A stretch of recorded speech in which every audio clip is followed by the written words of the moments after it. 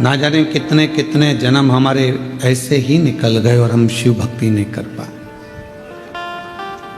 और आज भी कई लोग ऐसे हैं जो भटक रहे हैं। वो कहते हैं कि हम शिव का प्रसाद नहीं लेते, कोई कहता है हम वेंकटेश भगवान को मानते हैं, कोई कहता है हम दत्त को मानते हैं, कोई कहता है हम पांडुरंगा को मानते हैं, कोई कहता है हम श्री जी बाबा को मानते हैं, कोई कहता है हम गोवर्धन नाथ को, कोई कहे हम इनको, कोई कहे हम उनको, कोई कहे हम भवानी को।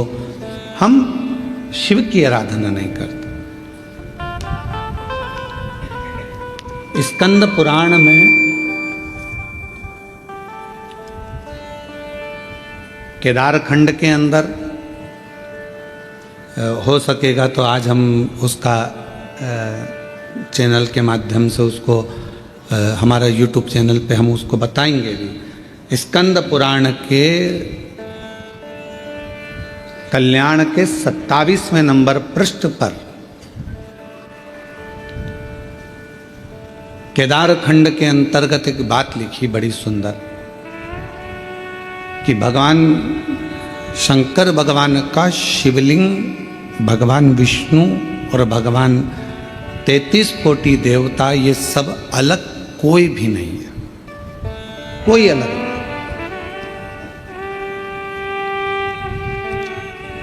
शिव पुराण में क्या लिखा?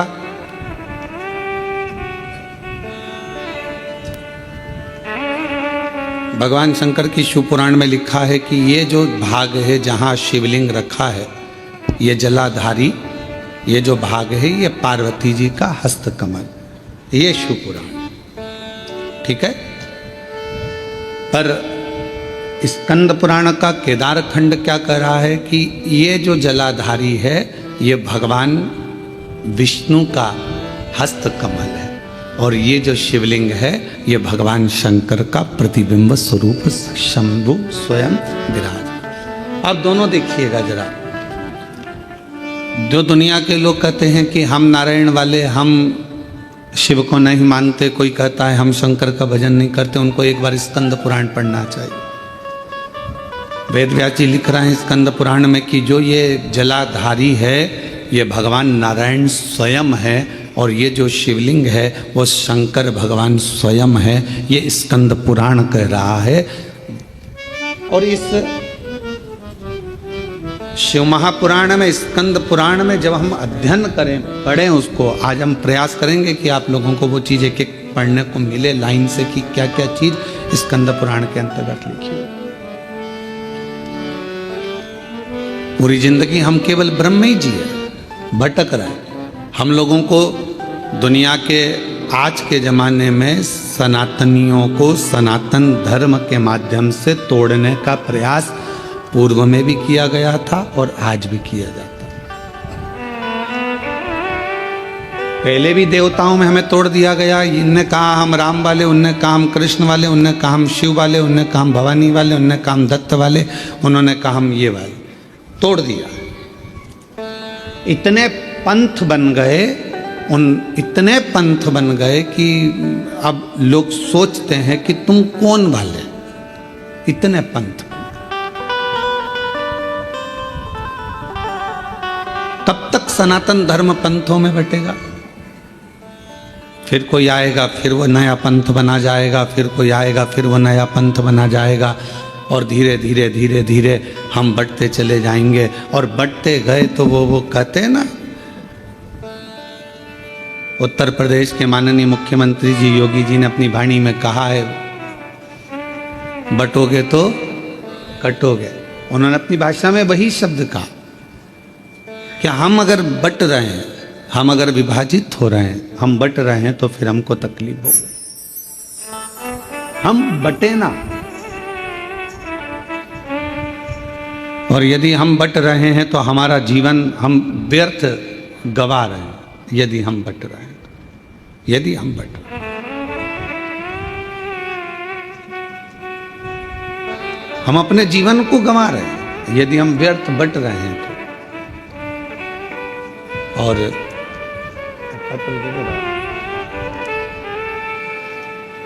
अगर हम बट रहे हैं तो हमारे अपने जीवन को हम गंवा रहे हैं।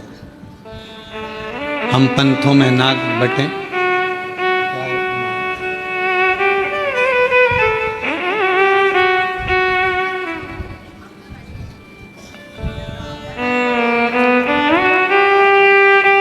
जलगांव के आमदार जी राजू मामा जी यहाँ पधारे हैं, मैं आमंत्रित करता हूँ आप पधारें।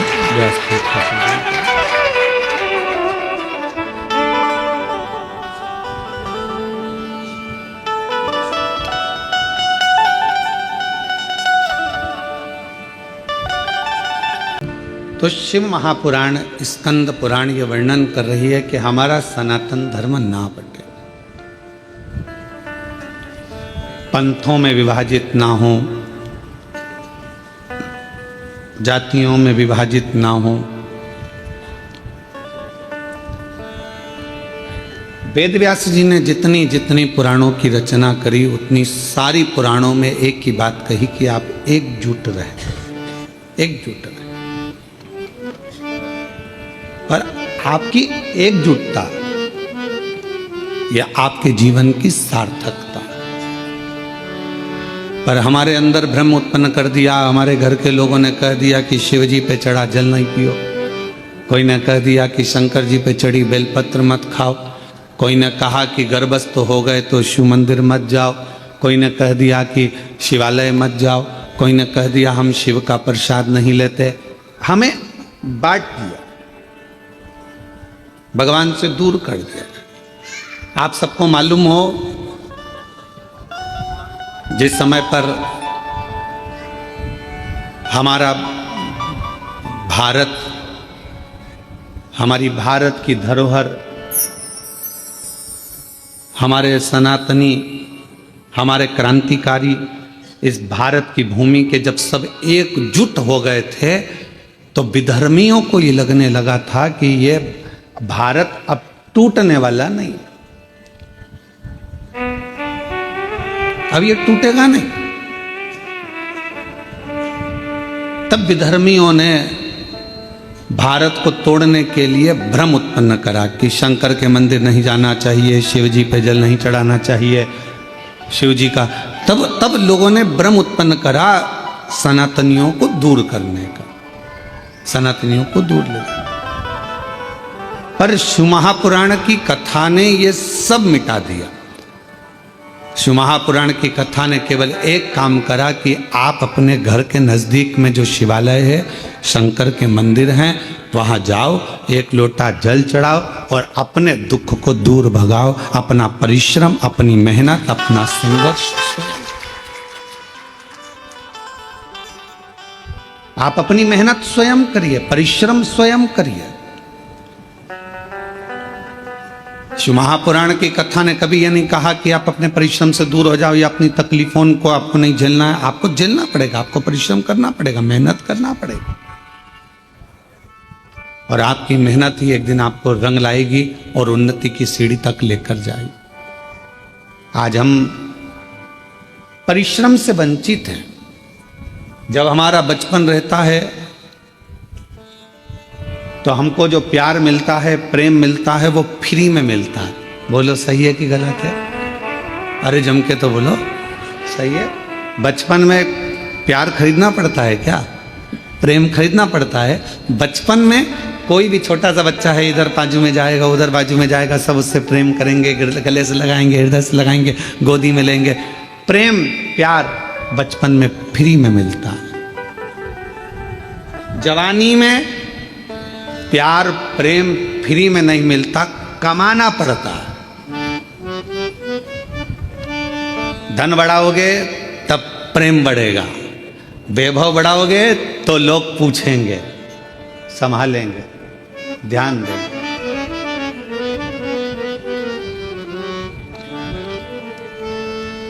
कमाना पड़ता है। और बुढ़ापा जब आता है तो प्रेम फ्री में नहीं मिलता। बुढ़ापे में प्रेम कमाया भी नहीं जाता। बुढ़ापे में तो प्यार, प्रेम मांगा जाता है कि कोई हमारे पास आकर थोड़ी देर दे। प्रेम के 3 क्रम है। बचपन में प्रेम, प्यार, फ्री में मिल जाता है। जवानी में प्रेम प्यार को कमाना पड़ता है और बुढ़ापे में प्रेम प्यार को मांगा जाता है कि कोई हमको थोड़ा समय दे, थोड़ा सा, थोड़ा हमारे पास बैठो, थोड़ा हमारे पास रुकिए, थोड़ा हमारे पास बैठिए। किसके पास समय? शिव महापुराण की कथा में हमने पहले भी वर्णन किया, आज फिर करते हैं कि मंदिर में 24 घंटे जाकर मत बैठो, तीर्थ में आप 4 दिन जाकर मत बैठो। हम कहेंगे किसी जगह पर व्यर्थ का समय बर्बाद मत करो।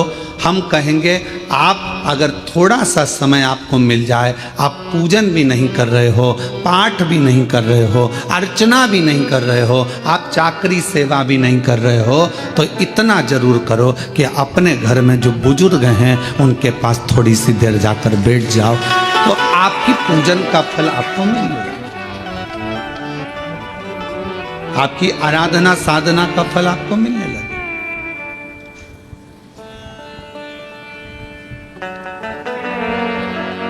आज सबसे ज्यादा कमी पड़ रही है प्रेम की, स्नेह की, समर्पण की। आज परिवार टूट रहे हैं। बड़ा बेटा आता है, भोजन कर कर चला जाता है, छोटा बेटा आता है, भोजन कर कर चला जाता है, ससुर जी भोजन कर कर अपने कक्ष में चले जाते हैं, सास अपने कक्ष में चली जाती है, देवरानी जेठानी अपनी अपनी थाली लगाकर अपने अपने कमरे में ले जाती है। मन होता है तो एक साथ बैठकर खाती हैं, नहीं तो अपना अपना कमरा, और एक साथ बैठकर खाती भी हैं तो उतनी देर में टांट इतने कस देती हैं कि भोजन भी नहीं भाता है। कहाँ गया प्रेम? कहाँ गया समर्पण? कहाँ गया प्यार? धन बहुत है, घर में जितने सदस्य हैं कोई फ्री नहीं बैठा है। माताएं फ्री हैं तो वो कुछ ना कुछ कढ़ाई, मेहंदी, पेंटिंग, सिलाई, बुनाई, मिठाई कुछ ना कुछ बनाकर वो भी अपना व्यापार चला रही हैं।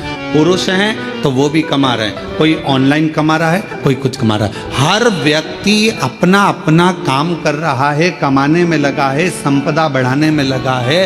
संपदा तो बढ़ रही है, कमाई तो बढ़ रही है, पैसा तो बढ़ रहा है, पर एक चीज घट रही है, वो घर का प्रेम, घर का प्यार, घर की वात्सल्यता, घर की करुणा और घर की एकजुटता वो घटती चली जा रही है। वो प्रेम घट रहा है, वो वात्सल्यता घट रही है, वो स्नेह घट रहा है।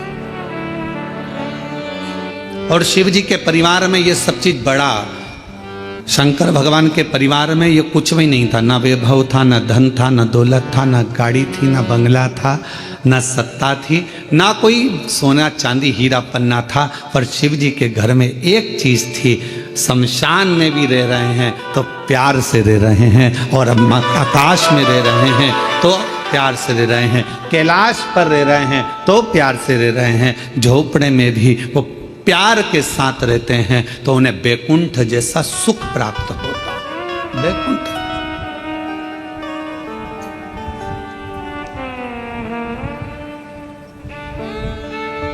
आप सबको कभी विष्णु पुराण किसी ने पढ़ी? आप में से जितने लोग आस्था चैनल पर श्रवण कर रहे हैं उनसे निवेदन करेंगे गीता प्रेस गोरखपुर की विष्णु पुराण को लेकर आओ और उसको पढ़ो। विष्णु पुराण में लिखा है कि लक्ष्मी जी से पूछा गया, एक दिन माता ख्याति ने लक्ष्मी जी को अपने घर भोजन करने बुलाया। लक्ष्मी जी अपनी माँ के घर गई और माता ख्याति के पास पहुंची तो माँ ने अपनी बेटी को बिठाया।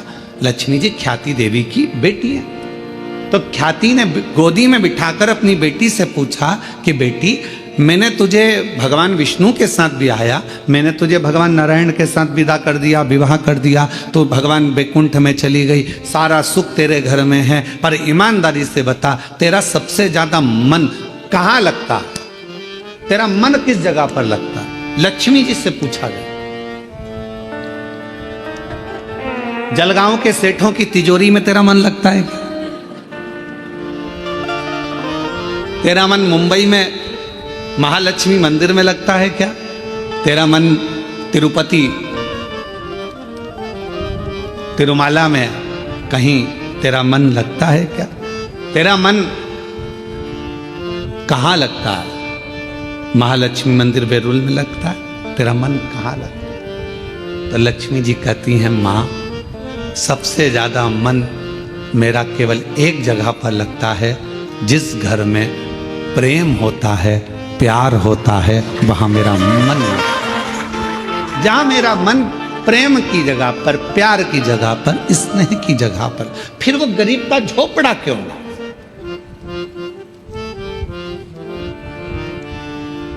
दुनिया की सबसे महंगी चीज क्या है? जल्दी उत्तर दो। दुनिया की सबसे महंगी चीज क्या है? दुनिया की सबसे महंगी 3 चीजें हैं। पहले नंबर पर नींद, दूसरे नंबर पर शांति और तीसरे नंबर पर अपने दिल का आनंद, मस्ती। ये दुनिया की सबसे महंगी चीज है। ये दुनिया की सबसे कीमत वाली चीज है, सबसे महंगी। धन है पर नींद नहीं है, बंगला है, गाड़ी है, पर मन की शांति नहीं। घर में सारा सुख है, 25 नौकर लगे हैं, पर मन में अलमस्त मस्ती, आनंद नहीं, आनंद नहीं। ऐसे बैठे हैं अपने अपने घर में जैसे किसी ने 4-6 ठोक के बिठा है, ठोक। आनंद। बच्चे, हम तो कहेंगे आजकल की बहुओं से ज्यादा अगर किसी के अंदर आनंद है तो घर की बूढ़ी माओं के घर में आनंद है। तुम माओं को देखना, छोटे छोटे बच्चों को दादी दादी करके बच्चे आते हैं, उनके संग मस्ती कर लेती है, आनंद कर लेती है, बोल लेती है, चाल लेती है, खुश हो जाती है। और घर की बहुएं आधी से ज्यादा डिप्रेशन में पड़ी हुई, आधी से ज्यादा चिंता में पड़ी हुई। सारा काम तुम करोगे, तुम्हारे पास एक रत्ती की फुर्सत नहीं है, मेरे पास बैठने का समय नहीं है। और मालूम पड़े वो सारा दुकान का धंधा पानी छोड़कर तेरे पास बैठ जाए तो भी चैन नहीं है। दुकान कब जाओगे? अब तूने तो कहा था कि तुम्हारे पास टाइम नहीं है, तो मैंने सोचा कि 2 दिन की छुट्टी मार दूं, और अब कह रही है कि दुकान कब जाओगे? 2-4 दिन की छुट्टी लेकर वो तुमको घुमाने गोवा भी ले गया, वहां भी सुकून नहीं, वहां भी शांति। फिर घुमाने के लिए तुमको कहीं वो और ले गया, जगन्नाथपुरी ले गया, वहां भी सुकून नहीं। उसने बस इतना कहा, जल्दी नहा ले, जल्दी स्नान कर ले, जल्दी से दर्शन कर लेंगे, सब काम जल्दी करना था, तो मुझे लेके क्यों आए? वहां भी तबेले जैसा मुंह हो गया। भगवान, कहां सुकून, कहां शांति, कहां प्रेम? लक्ष्मी जी से मां ख्याति देवी ने पूछा कि तेरे को सबसे ज्यादा सुकून, सबसे ज्यादा आनंद, सबसे ज्यादा अच्छा कहाँ लगता है? तो मां, जहां पर प्रेम होता है, जहां प्यार होता है, लक्ष्मी कहती है फिर वो गरीब का झोपड़ा क्यों ना हो, मुझे वो महल लगता है, मुझे वो बेहद। और दुनिया की सबसे महंगी, जो कीमत से नहीं मिल सकती, पैसा खर्च करने से नहीं मिल सकती, दुनिया की 3 चीजें सबसे ज्यादा महंगी हैं। आप भी मेरे साथ पूरे आस्था चैनल के साथ बोलें। पहले नंबर पर नींद, दूसरे नंबर पर शांति और तीसरे नंबर अपने मन का आनंद, सुकून, उत्सव, मन की खुशियां। आप में से कई माताएं जितनी कथा श्रवण कर रही हैं, जितने पुरुष कथा श्रवण कर रहे हैं, मेरी जीजियां जितनी सुन रही, मेरे जीजा जितने सुन रहे हैं, बेटियां जितनी सुन रही, जितने बेटे सुन रहे हैं, तुम्हारी अलमारी कपड़ों से भरी पड़ी हुई है। तुम्हारी अलमारी में एक से बढ़कर एक दुपट्टे रखें, तुम्हारी अलमारी में एक से बढ़कर एक कपड़े रखें, तुम्हारी अलमारी में एक से बढ़कर एक जेवर रखा है, तुम्हारी अलमारी में एक से बढ़कर एक आभूषण रखें। ये नहीं कि हम ये नहीं कह रहे कि सोना का पहनो कि चांदी का पहनो, हम तो ये कह रहे हैं तुम्हारे पास में आर्टिफिशियल भी ढेर सारा रखा हुआ है। पति कुछ ना कुछ लेकर आता है, दे जाता है, तुम्हारे पास एक से बढ़कर एक वस्त्र रखें। पर ना जाने तुम्हारी सोच कैसी हो गई है कि अगर कहीं जाना भी है ना तो 50 बार मन में आलसी आ जाती, क्या करूंगी जाकर, क्या करना, तुम चले जाओ ना, रिश्तेदार के यहाँ, नातेदार के यहाँ। पहले उमंग होती थी, खुशियां होती थी, रिश्तेदार के यहाँ कार्यक्रम आया, जाऊंगी, अच्छे कपड़े पहनूंगी, 4 जोड़ कपड़े लेकर जाती थी, एक से बढ़कर एक ज्वेलरी लेकर जाती थी, तैयार होती थी, श्रृंगार करती थी, अपने आप को सजाती थी। और जिस व्यक्ति ने अपने आप को सजाना प्रारंभ कर दिया, उस व्यक्ति ने परमात्मा को सजाना प्रारंभ कर दिया। आज आप अपने आप को संभाल नहीं पा रहे हो, आप अपने आप को सजा नहीं पा रहे हो, आप अपने आप का श्रृंगार नहीं कर पा रहे हो। पुरुष हैं, बस सवेरे जाना है, पैंट शर्ट पहनना है, जूते मोजे पहनना है और निकल के चले जाना है। रुमाल कैसा रखा है, जो है ठीक है, बाद में धो लेंगे। कॉलर पूरी काली हो रही है, बाद में साफ कर लेंगे। जो है बस जैसा चल रहा है चलना है। तुम्हारे भीतर के उमंग उत्सव उत्पन्न करो। अच्छे अच्छे वस्त्र हैं, किसके लिए कमा रहे हो? बेटा एप्पल का मोबाइल चलाए और तुम कीपैड लेकर घूमते आओ तो क्या मतलब की जिंदगी तुम्हारी, एक दिन बूढ़े हो जाओगे, सब धरा की धरा रह जाएगा। अपने भीतर के आनंद को, अपने भीतर की मस्ती को, अपने भीतर की शांति को और अपने भीतर की नींद को कभी जाने मत दो। अपने आप को ऐसा समझो कि अभी तो मैं मात्र 25 वर्ष का हूं और मेरी नूतन जिंदगी चल रही, मेरी नूतन जिंदगी चल रही। हम कैसे जी रहे हैं? कैसे? उठे, गए, ऑफिस से थके हुए आए, दुकान पे से अल्लाह रोटी लगा दे, भोजन पत्नी ने थाली रख दी, वही रोटी, वही दाल, वही चावल, एक आध सब्जी, कभी डिजाइन चेंज हो जाता है, कभी हो जाता है, बस वो और वही खाया पिया और अपना मोबाइल उठाया, अपने कमरे में चले गए। पत्नी काम करी, अपने कमरे में मोबाइल चलाया, पत्नी आई क्योंकि उसके सामने मोबाइल चलाएगा और एक आध किसी पर कमेंट्स हो गया। हमने पहले कथा में कहा था, इस मोबाइल ने बहुत कुछ छुड़ा दिया। पहले लोग टॉर्च लेकर चलते थे, मोबाइल आया तो टॉर्च खत्म हो गई। बोलो हुई कि नहीं हुई? आजकल मोबाइल में टॉर्च है। पहले लेकर छोटा सा रेडियो लेकर चलते थे, मोबाइल आया, रेडियो खत्म हो गया। पहले लोग कैमरा लेकर चलते थे फोटो खींचने के लिए, मोबाइल आया, कैमरा खत्म। पहले लोग पंचांग लेकर चलते थे मुहूर्त देखने के लिए, मोबाइल आया, पंचांग खत्म। मोबाइल आया, टार्च खत्म। मोबाइल आया, रेडियो खत्म। मोबाइल आया, सीडी खत्म। मोबाइल आया, टॉकीज खत्म। और मोबाइल तुम्हारी पत्नी के हाथ में आया तो तुम खत्म।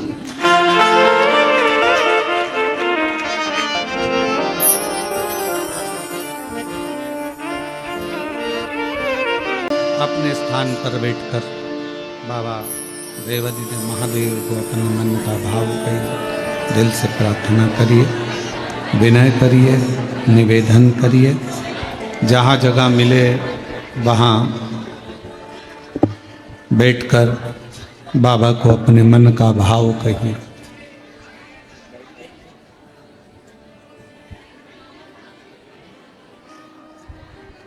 हृदय से बाबा को अपने मन का भाव कहें, प्रार्थना करिए। आज प्रदोष है,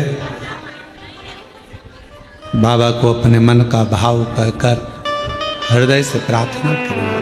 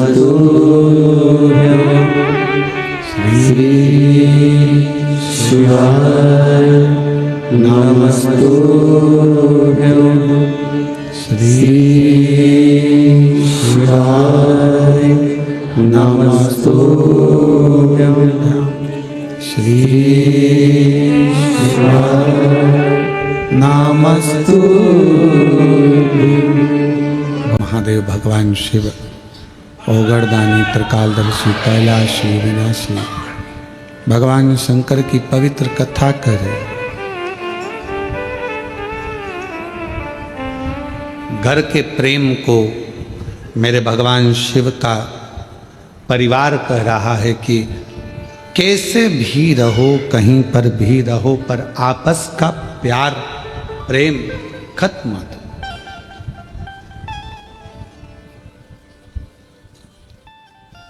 बचपन में मिला हुआ फ्री का प्रेम प्यार, जवानी में खरीदा हुआ मेहनत कर कर कमाया हुआ प्रेम और बुढ़ापे का मांग कर लिया गया प्रेम, ये तीनों अलग।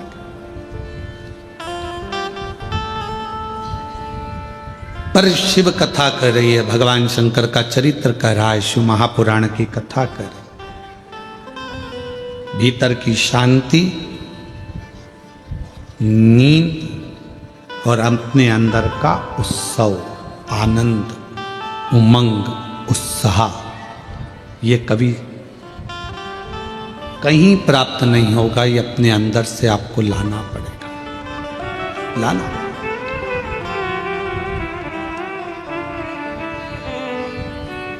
कई मेरी जीजियों को बड़ा इस प्रेम रहता है, स्नेह रहता है, शौक रहता है तैयार होने का भी, श्रृंगार करने का भी। कई बच्चों को, लड़के हैं उनको, कई बेटों को, कई मेरे जीजा उनको बड़ा रहता है कि अच्छे वस्त्र पहनना, अच्छे से रहना। ये आप यदि अपना श्रृंगार करना सीख गए हो तो तुम परमात्मा का भी श्रृंगार करना सीखो। आज हम अपना भी श्रृंगार नहीं कर पा रहे, उत्साह ही नहीं है, भीतर उमंग ही नहीं है, सब समाप्त हो गई।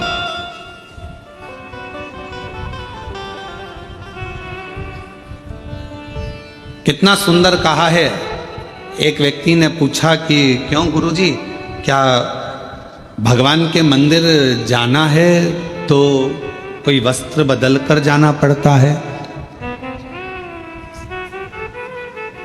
परमात्मा के मंदिर जाने के लिए बाहर का जो वस्त्र है ये बदले ना बदले, परशु महापुराण की कथा कहती है अपने भीतर के अहंकार को त्याग कर, अपने भीतर की तृष्णा को त्याग कर, तब परमात्मा की मूर्ति।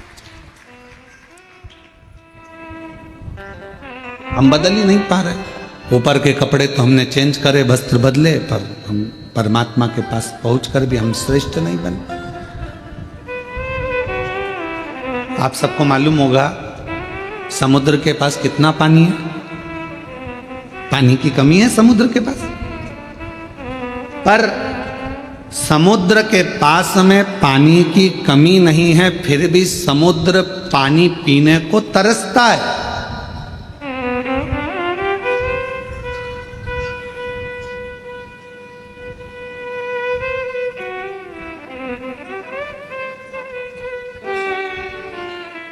पानी की कमी समुद्र के पास नहीं है, पर पीने को तरस रहा है।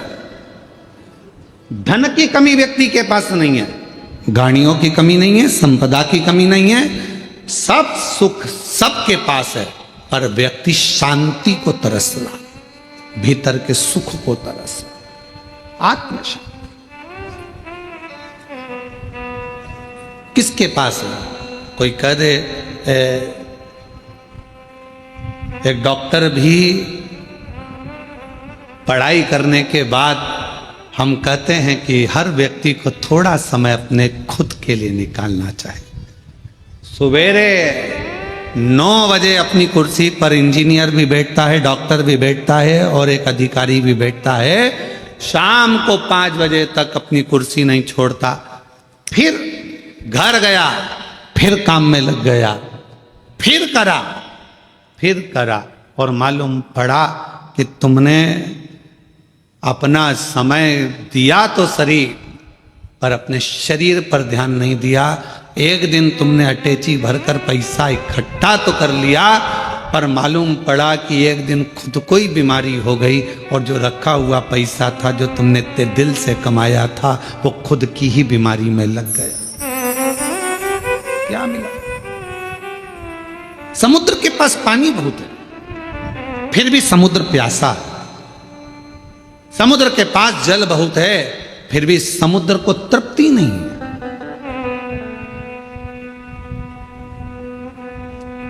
उछलता है, पुकारता है। शिव महापुराण की कथा कहती है कि एक दिन माता पार्वती जी ने शिव जी से पूछ लिया था कि ये तुम्हारे 1 महीने के अंदर 2 प्रदोष आ जाते हैं, ये प्रदोष तुम किसके लिए लेकर आते हो? किसके लिए? और आप ये प्रदोष के दिन इतने प्रसन्न क्यों रहते हो? आखिर क्या कारण है कि प्रदोष का दिन भगवान शंकर को प्राप्त करने का दिन हो जाता है? क्या कारण है कि प्रदोष का दिन भगवान शिव को प्राप्ति का केंद्र बिंदु हो जाता है? क्या कारण है कि प्रदोष के दिन आप इतने आनंद में, इतने उत्साह में रहते हो जैसे समुद्र की लहरें चल रही होती है? आपकी प्रसन्नता का ठिकाना नहीं रहता। एक धर्म पत्नी अपने पति को इतनी उमंगता में, इतनी प्रसन्नता में देखती है तो प्रश्न तो करेगी ना, इतने खुश क्यों हो रहे हो, क्या कारण क्या है? तो पति भी कहेगा आज मेरा बेस्ट फ्रेंड आ रहा है, बहुत अच्छा। अच्छा हाँ, फिर पति कहेगा आज हम एक हमारे दोस्त से मिले थे, आज हम वहां गए थे, इतनी उमंगता, इतना प्रसन्नता, इतनी भीतर की आनंद था। तो भगवान शिव जी से भी पार्वती जी ने पूछा कि तुम्हारे भीतर इतना प्रदोष के दिन इतनी उमंगता रहती है, प्रदोष के दिन इतना उत्साह रहता है, प्रदोष के दिन तुम्हारे अंदर इतना आनंद रहता है, आखिर क्यों? भगवान शंकर कहते हैं वो समुद्र जिसके अंदर जल ही जल भरा पड़ा हुआ है, सारा जल उसके पास है, फिर भी समुद्र मुझे पुकारता है, उछलता है और मुझे पुकारता है, तो समुद्र को देने के बहाने मैं पूरे संसार के लोगों को प्रदोष के दिन प्रदान कर देता हूं। समुद्र को देने के बाद, समुद्र को तो मुझे देना है, मैं जल दूंगा समुद्र को, प्यासा है वो। पार्वती जी हंसने लगी, समुद्र और प्यासा, जिसके पास दुनिया का जल भरा पड़ा है, सारा जल उसके पास में, सब कुछ है। ये संसार के लोगों के पास भी समुद्र जैसी हालत है, समुद्र के पास सारा जल भरा पड़ा है, तुम्हारे पास में भी सब कुछ है, साड़ी है, कपड़े हैं, एक एक मेरी जीजियों के पास, एक एक मेरे जीजाओं के पास कम से कम 5 से 6 जोड़ चप्पल और जूता भी है। जूता रखने की अलमारी भरी पड़ी है, कपड़े की अलमारी भरी पड़ी है, सारा सब कुछ है। और फिर निवेदन करूं, ना कोई घड़ी की कमी, घड़ी भी सबके पास में 2-2 3-3 है, कपड़े भी 4-4 10-10 जोड़ है, सोने की गादी और तकिया भी है, नई नई बेडशीट अलमारी में थप्पी लगी रखी है, एक एक चीज सब है। समुद्र के पास जैसे सब कुछ है पर भीतर से तृप्ति नहीं है, फिर भी तरस रहा है जल के लिए, सब कुछ है पर वह भीतर की शांति नहीं है। तो भगवान शंकर कहते हैं कि जो प्रदोष के दिन मेरे शिवालय तक आता है, मुझे पुकार लेता है, मैं उसको भीतर की शांति दे देता हूँ, आनंद दे देता हूँ, उमंग दे देता हूँ, उत्साह।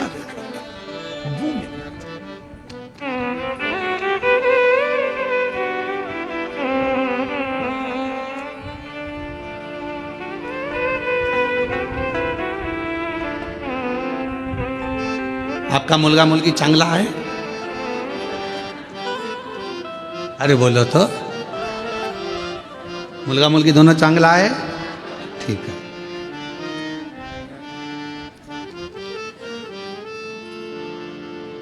अब आप अपने बच्चों को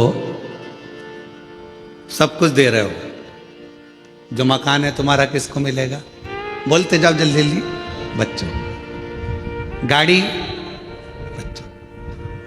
तुम्हारे गले की चेन, अंगूठी, ब्रेसलेट, बच्चों, ठीक है, सब बच्चों को दे रहे हो, सब बच्चों को मिले। आज का बच्चा ये सोचता है कि सब कुछ मेरा है तो मुझे क्या करना है, टेंशन क्या है, संघर्ष नहीं कर पाता, बहुत परिश्रम नहीं कर पाता। जब बड़ा होता है, विवाह होता है, शादी होने के बाद थोड़ा सा टेंशन उसको आता है तो डिप्रेस हो जाता है। क्यों?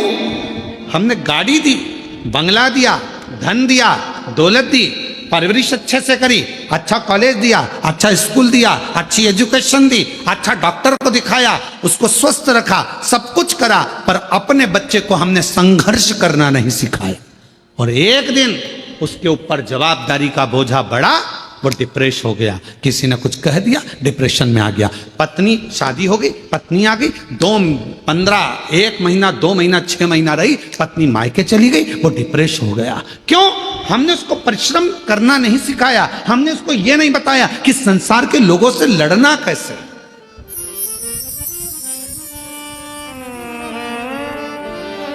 सर्कस किस किसने देखा है? हाथ उठाओ जल्दी से। सबने देखा है? पहले सर्कस में शेर आता था कि नहीं आता था? अरे बोलो तो, आता था ना। अब वन विभाग वालों ने सर्कस वालों को बुलाया, सारे सर्कस वालों से कहा एक भी शेर तुम्हारे सर्कस में नहीं रहना चाहिए, पिंजरे में नहीं रहना चाहिए, और एक दिन वन विभाग वालों ने शेर के गले में एक पट्टा डाला, छोटा सा कैमरा लगाकर उस शेर को जंगल में छुड़वा दिया। जो शेर जंगल में छोड़े गए, जैसे ही छोड़े गए, मालूम पड़ा 15-15, 20-20 कुत्तों ने मिलकर एक एक शेर का शिकार कर लिया और जंगल में रहने वाले वो सारे शेर कुत्तों के शिकार से मर गए। क्यों? शेर को पिंजरे में भोजन मिलता था, शेर को पिंजरे में सारा साँच मिलता था, शेर को पिंजरे में सब कुछ मिलता था और पिंजरे में शेर बंद रहता था, निकलता था, सर्कस दिखाता था, वापिस चले जाता था। आप अपने बच्चों को सर्कस का शेर मत बनाना, नहीं तो मालूम पड़े आज की दुनिया के ना जाने कितने कुत्ते तुम्हारे बच्चे का शिकार कर जाए।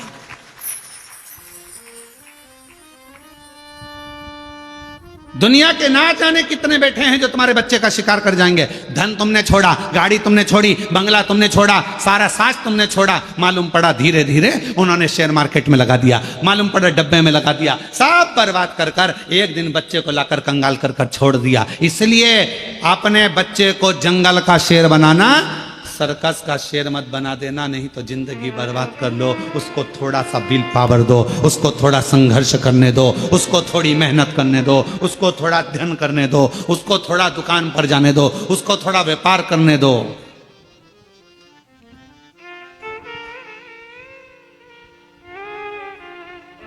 थोड़ी मेहनत जरूर। एक हमारे अच्छे परिचित हैं, यहीं आपके भुसावल के रहने वाले हैं, फैक्ट्रियां बहुत हैं उनकी और लगभग 10 से 12 फैक्ट्रियां हैं उनकी। राठी फैमिली है और 10 से 12 फैक्ट्रियां उनकी है सब जगह पर, सेलम में भी है उनकी और ना जाने स्टील की फैक्ट्रियां हैं, बहुत कुछ। उनके 2 लड़के और दोनों लड़के जब इंजीनियरिंग करे तो उनके पापा ने उनको दूसरे की फैक्ट्री में दूसरे के यहाँ नौकरी करने भेज दी। हमने राठी जी से कहा कि राठी जी, आपका बेटा इतनी फैक्ट्रियों के मालिक आप, और आपका बेटा दूसरे की फैक्ट्री में नौकरी कर रहा इंजीनियरिंग करने के बाद। कहा गुरुजी, ठोकर इसको वहीं पर मिलेगी, सेठ चिल्लाएगा, काम करना पड़ेगा, नींद आ रही होगी, वर्क पूरा करना पड़ेगा। जब ये वहां से ठोकर खाएगा तब जाकर अपनी फैक्ट्री को सही से संभाल पाएगा। वहां ठोकर। हम अपने बच्चों को क्या दे रहे हैं? दिया, सुख दो, शांति, सब कुछ दिया, गाड़ी दो, बंगला दो, धन दो, दौलत दो, सब कुछ दो, पर अपने बच्चे को एक चीज और सिखाओ कि संघर्ष कैसे करना, मेहनत कैसे करना, परिश्रम कैसे करना, थोड़ी देर शांति कैसे रखना, भीतर थोड़ा सा सुकून हो। शिरडी के पास में अभी शिरडी में कथा चालू होगी, 12 तारीख से चालू है, 12, 13, 14, 15, 16, 5 दिवसीय कथा है शिरडी के पास में। वो स्थान भी है इसमें लिखा, शिरडी के पास में अस्त गांव, माता निर्मल पिंपरी शिव गांव, 1 बजे से 4 बजे तक 5 दिवसीय शिव महापुराण की कथा है। 12 से 16 तारीख तक ये कथा, 9 तारीख को विराम होगी, वो 12 तारीख को चालू होगी, 16 तारीख तक चलेगी। पंडाल में बड़े बड़े पंडाल लगाए गए हैं जहां बैठकर कथा का रसतत्व लोग ग्रहण करेंगे। क्या कहा शिरडी के बाबा ने, क्या कहा साईं राम ने? एक ही बात कही, श्रद्धा, दूसरे नंबर पर सबूरी।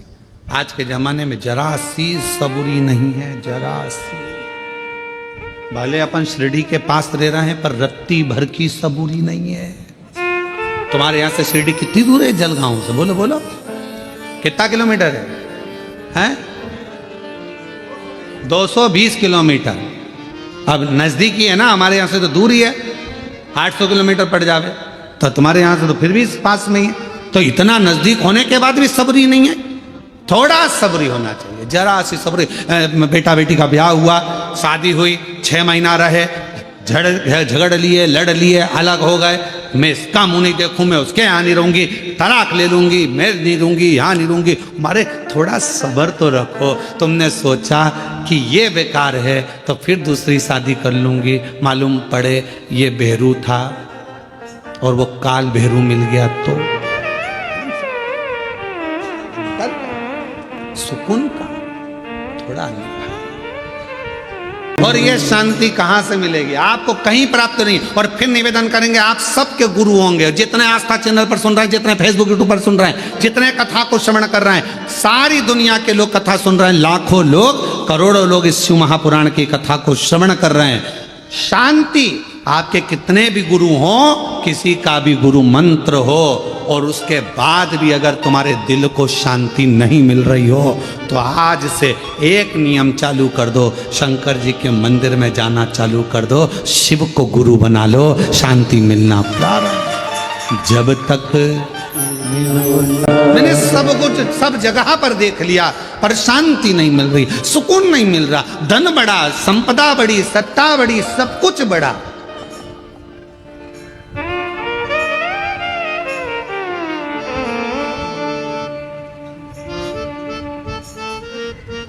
हम तो हम अपनी कथा में भी कहते हैं, पंडाल बड़े, श्रोता बड़े, कथाकार बड़े, संत बड़े, कुंभ का मेला जैसी जगह छोटी पड़ने लगी, इतने संत हो गए, इतने पंडाल बड़े, इतने श्रोता बड़े, इतने संत बड़े, इतने कथाकार बड़े, इतने साधु, इतने तपस्वी, इतने साधक, इतने उपासक, सब बड़े, पर एक चीज नहीं बढ़ पा रही है। आज भी एक चीज नहीं बढ़ पा रही है, परमात्मा के प्रति समर्पण नहीं बढ़ पा रहा।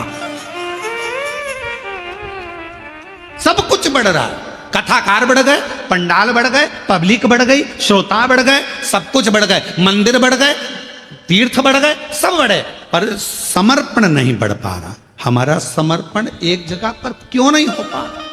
किसी ने कहा यहाँ चले जाओ, वहां पर अच्छा लगेगा, वहां पहुंच गए, किसी ने कहा वहां चले जाओ, वहां से ये काम हो जाएगा, वहां चले गए, समर्पण नहीं हो पाया, एक स्थिरता में एकजुट नहीं हो पाए, और हमारा समर्पण पूर्ण नहीं कर पाए।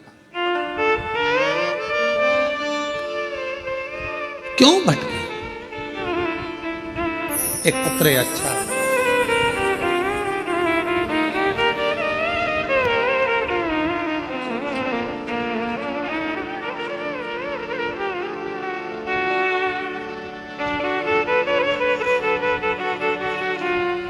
गीता मोहन शर्मा, वर्धा जिला सिद्धि रेलवे की रहने वाली हूँ। कहीं बैठी हो? आप ही हैं? श्री शिवाय नमस्तु। आ जाओ, एक बेलपत्र ले जाना। मेरे बेटे को कैंसर हुआ 2024 में, डॉक्टर ने सर्जरी का बताया, हम डर गए। कोई सार तत्व डॉक्टर के हिसाब से नजर नहीं आ रहा था, जब बोल रहे थे तो ऐसा लग रहा था कि अब कुछ बचा नहीं। पर मेरी बेटे को लेकर सीहोर गई, वहां प्रार्थना की, रुद्राक्ष लाई, कंकर शंकर नमन करके विनती की, और मेरे बेटे को रुद्राक्ष का जल देती और बेलपत्र देती। डॉक्टर ने कहा कि सर्जरी कराना जरूरी है। आप कहते हो गुरुजी, डॉक्टर शिव का एक रूप है। हम आपके वचन को मानकर शंकर के पास ही अपने बेटे को लेकर गए। सर्जरी तो हुई, पर शिव जी की ऐसी कृपा हुई कि सारी रिपोर्ट मेरे बेटे की नॉर्मल आ गई और मेरे बेटे की जान बच गई। मैं बाबा को यहां प्रणाम करता हूं, मेरे बच्चे की जान बच गई। आप कहते हो डॉक्टर शिव का एक रूप है। हम निवेदन करेंगे, किसी बाबा जोगी सन्यासी आदि के पास जाने से पहले अगर बच्चा बीमार है, घर में किसी को तकलीफ है, स्वास्थ्य खराब है, सबसे पहले अपने घर के जो डॉक्टर हैं, नजदीकी डॉक्टर हैं, हॉस्पिटल है, वहां लेकर जाओ, इलाज कराओ। फिर साथ में शिव जी पर पूरा भरोसा रखो, तो वो डॉक्टर भी शंकर बनेगा, आपके दुख हरेगा और आपकी विपदा को हरेगा।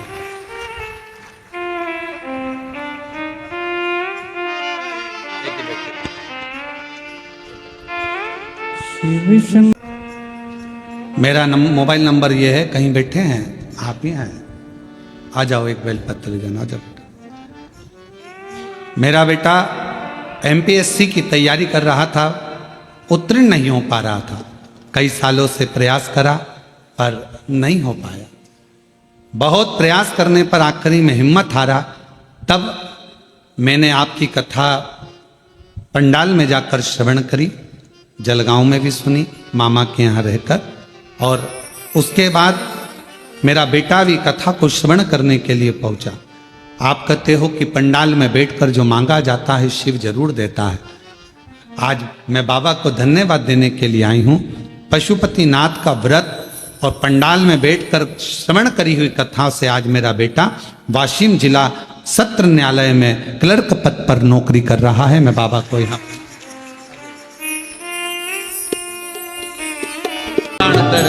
समुद्र भी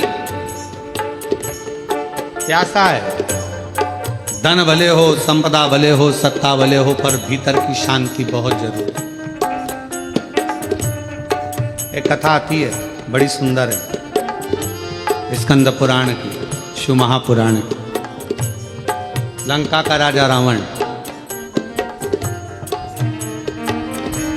कितने शीश थे उसके, मुंह कितने थे, जम के बोलो 10। शंकर जी के कितने हैं, 5। एकानंद, चतुरानंद, पंचानंद, 5। पशुपतिनाथ, 5 मुख हैं भगवान शिव। मंदोदरी के साथ लंकापति बैठा है रावण, पूजन कर रहा है। मंदोदरी ने 5 फूल दे दिए रावण को, 5 पुष्प। रावण ने पूछा क्या है ये, शिव जी के 5 मुख हैं, एक एक चढ़ाओ। और रावण 5 पुष्प शंकर भगवान को समर्पित करने लगे, शिव जी को दे रहा, और भगवान शंकर की स्तुति कर रहा। जब रावण ने 5 पुष्प भगवान शंकर को समर्पित करे तो रावण की चित्त वृत्ति में आया कि मंदोदरी कह रही है इनके 5 मुख, 5 मुख इनके। और रावण ने विचार करा कि मैं 5 मुख भगवान शिव के 5 पुष्प समर्पित कर रहा हूं, और भगवान की स्तुति गाने के लिए मेरे पास कितने मुख हैं। रावण के पास कितने थे, पहले कितना था, 1। और शिव जी के कितने हैं, 5। रावण ने कहा ये तो अपना बड़ा विचित्र काम है। शंकर का परम भक्त था रावण, बहुत। रावण ने विचार करा कि ये काम नहीं चलेगा भैया कि मेरे 1 मुख और शिव जी के 5 मुख, 1 फूल चढ़ाऊंगा, 1 ही मुख से बोलूंगा, तो शंकर के तो 5 मुख हैं, और 5 मुख हैं तो कम से कम स्तुति करने के लिए 1 मुख के लिए 2 मुख तो मेरे होना चाहिए, तो स्तुति करने का मतलब। रावण ने उसी दिन सोच लिया अब तो 5 तुम्हारे तो 10 हमारे होना चाहिए, तब तो हम स्तुति गाएंगे और तब तो आनंद आएगा। अब मंदोदरी कर रही है चढ़ाओ 1 फूल, और 1 फूल चढ़ाया और श्री शिवाय नमस्तुभ्यम चढ़ाया। एक बार बोले, रावण ने सोच लिया अब तो मैं 10 मुख करके मानूंगा, और लग गया तप साधना में लंकापति रावण। रावण ने जो तप साधना करी, और ऐसी तप साधना रावण ने करी कि शीश काट कर देने लगा। भगवान शंकर प्रसन्न हो गए। क्या चाहिए, जितने दिए हैं उतने वापस कर दो। भगवान ने 10 शीश दे दिए। अब बैठा रावण मंदोदरी के साथ पूजन करने, फूल 1 और 2 मुख से स्तुति 1 मुख की, 5 मुख के लिए 10 मुख, 1 के लिए 2 रखे। भगवान शंकर इतने खुश हो गए, इतने खुश हो गए। रावण, लंकापति, बड़ी अच्छी बात है, तुझे गजब कर दिया, मेरी स्तुति करने के लिए एक्स्ट्रा मुख रख लिया, एक्स्ट्रा। आप लोगों से सीखा होगा, मुझे ऐसा लगता है। आप लोग बहुत चतुर हैं। एक मोबाइल का नेटवर्क नहीं मिलता है तो दूसरी सिम डाल के रखते हैं। अगर ये नहीं चलेगी जियो की तो रिलायंस की चलेगी, रिलायंस की नहीं चलेगी तो एयरटेल की चलेगी, अगर वो नहीं चली तो बीएसएनएल की चलेगी, कोई तो चलेगी ना। तो एक सिम, तुम बहुत समझदार हो, तुम भी रावण के रिश्तेदार हो, तुम लोग कोई कम हो? एक मोबाइल में दो दो सिम दिए है। तो कोई पूछे मोबाइल वालों से कि क्यों रे तुम्हारे इसमें इतनी अक्ल कहां से आई, तो वो भी बता देंगे कि हमने स्कंद पुराण पढ़ी थी। एक मुख की अर्चना करने के लिए दो मुख जरूरी थे, एक मोबाइल चलाने के लिए दो सिम की जरूरत पड़ती है। लंकापति रावण ने एक मुख की आराधना करने के लिए दो मुख अस्त्र रखे, और उसी से मुझे लगता है मोबाइल वाले सीखे। एक मोबाइल में दो सिम, मान लो एक गड़बड़ हो जाए तो एक तो चालू हो जाए। भगवान भी बहुत कृपा कराए अपन सब पर, सारे डिपार्टमेंट भी दो दो बनाकर भेजे भगवान ने। नेत्र कितने दिए? हाथ, नासिका के छिद्र, कान, पांव, जीवान।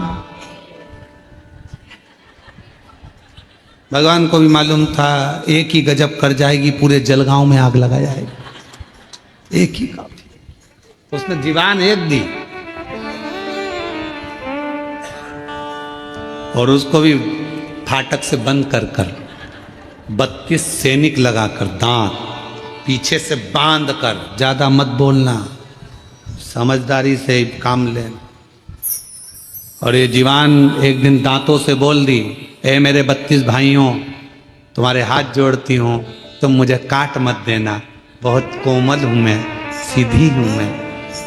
32 दांतों ने कहा, बहन हम तेरा ध्यान रखेंगे पर तू हमारा ध्यान रखना, किसी से आड़ी टेढ़ी मत किया ना, नहीं तो एक ही में 32 निपट जाए, एक ही,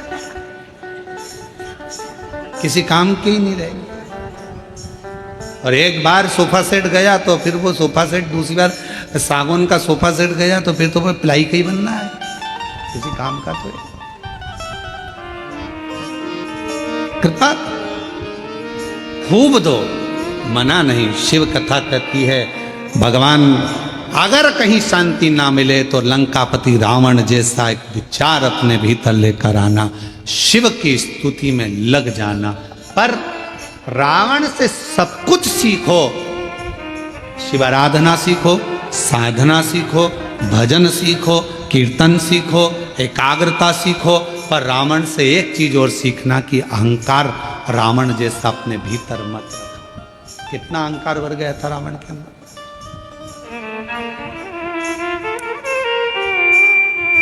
गया लंकापति रावण 10 मुख प्राप्त कर कर,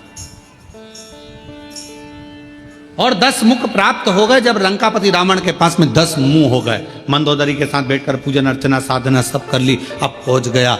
आज जा रहा था लंका का राजा रावण, भ्रमण करते करते देवताओं से मिलता हुआ भगवान शिव के धाम पहुंच गया, शंकर जी के।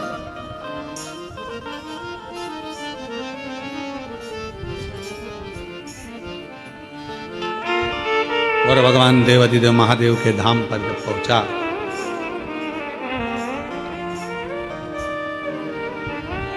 नंदी बैठे हुए थे, देख रहे थे। लंकापति रावण ने नंदी को नहीं देखा, रुक गए, रुके, फिर चले। नंदी ने रावण को प्रणाम किया, नंदी ने रावण को प्रणाम किया। क्यों? उसका एक कारण था, लंका का राजा रावण शंकर भगवान को बहुत चाहता था, प्रेम करता था, उनके प्रति समर्पित रहता था। भगवान शिव के द्वारपालों में एक लंका का राजा रावण भी गिनती में आता है। द्वारपालों प्रणाम किया नंदी ने। रावण ने पूछा, तुम कौन हो? नंदी ने कहा कि मैं शिव जी का गण नंदी, शिवगण नंदी।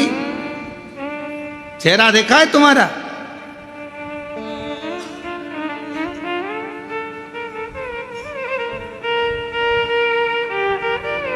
नंदी ने, भगवान शंकर एक बार बड़े प्रसन्न हुए थे, शिव जी बहुत प्रसन्न हुए थे, तो नंदी पर इतने प्रसन्न हुए थे। कहाँ की कथा ये? कपालेश्वर महादेव, नासिक की। आप लोग करें दर्शन, गोदावरी तट पर कपालेश्वर बाबा का दर्शन होता है। भारत की भूमि पर केवल एक मंदिर ऐसा है, कपालेश्वर महादेव नासिक का।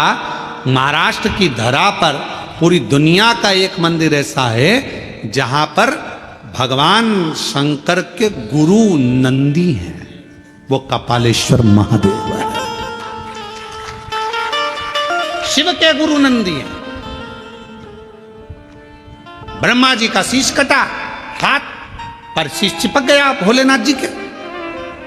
ब्रह्मा की हत्या का दोष लग गया, कपाल छूट नहीं रहा था, हाथ का कपाल छूटे नहीं। बड़े परेशान हो गए भगवान जी। सबसे कहा यह हाथ नहीं छूट रहा, कपाल नहीं छूट रहा। सब जगह पर गए पर कहीं पर भी वो कपाल नहीं छूटा। तब भगवान देवाधिदेव महादेव मौन होकर बैठ गए। नंदी को लगा मेरे स्वामी आज स्थिर नहीं है, आज मन स्थिर नहीं। क्या बात है, मैं जाऊं अपने स्वामी के पास? नंदी गए, एक बच्चे का रूप रखकर चले गए और आवाज लगाने लगे, हर हर हर हर बोल बम का नारा है सारी समस्या का हल, श्री शिवाय। आवाज लगाया नंदी ने, जो आवाज लगाया शिव जी के कानों में शब्द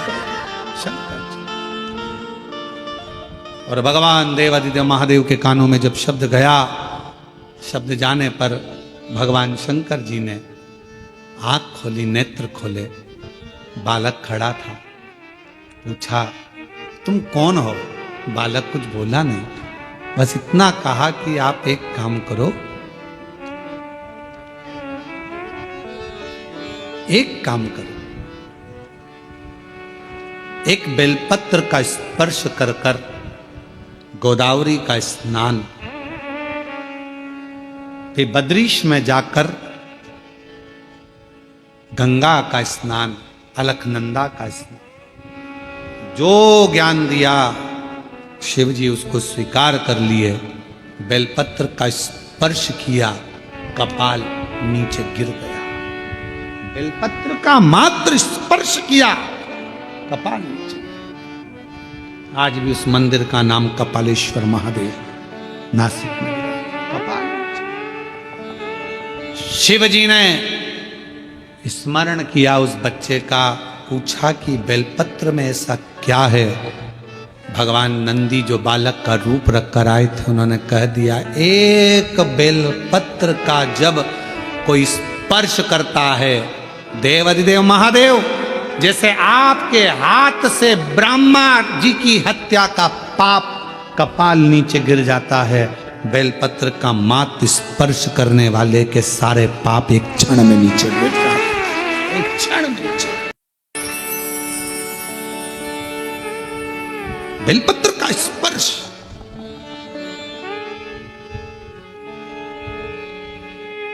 हम आप लोगों से कहें, जितने आस्था चैनल पर कथा सुन रहे हैं, फेसबुक यूट्यूब पर कथा श्रवण करें, आप सबसे विनय निवेदन करेंगे, आज प्रदोष के दिन आपसे निवेदन करें, प्रयास करिए।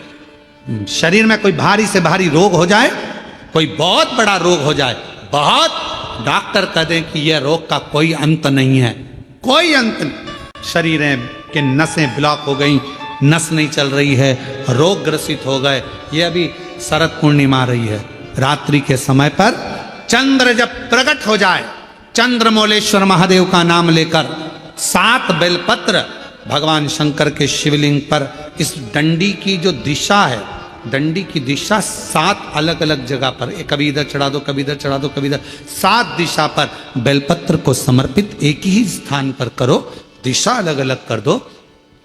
चंद्रमौलेश्वर का स्मरण कर कर थोड़ा सा दूध हाथ की उंगली में लगाकर शिवलिंग का स्पर्श करो और थोड़ा सा जल शंकर को समर्पित कर कर 7 बेलपत्र उठाकर लिया। 7 दिन तक लगातार एक बेलपत्र सुबह के समय पर रोज खाना प्रारंभ करो।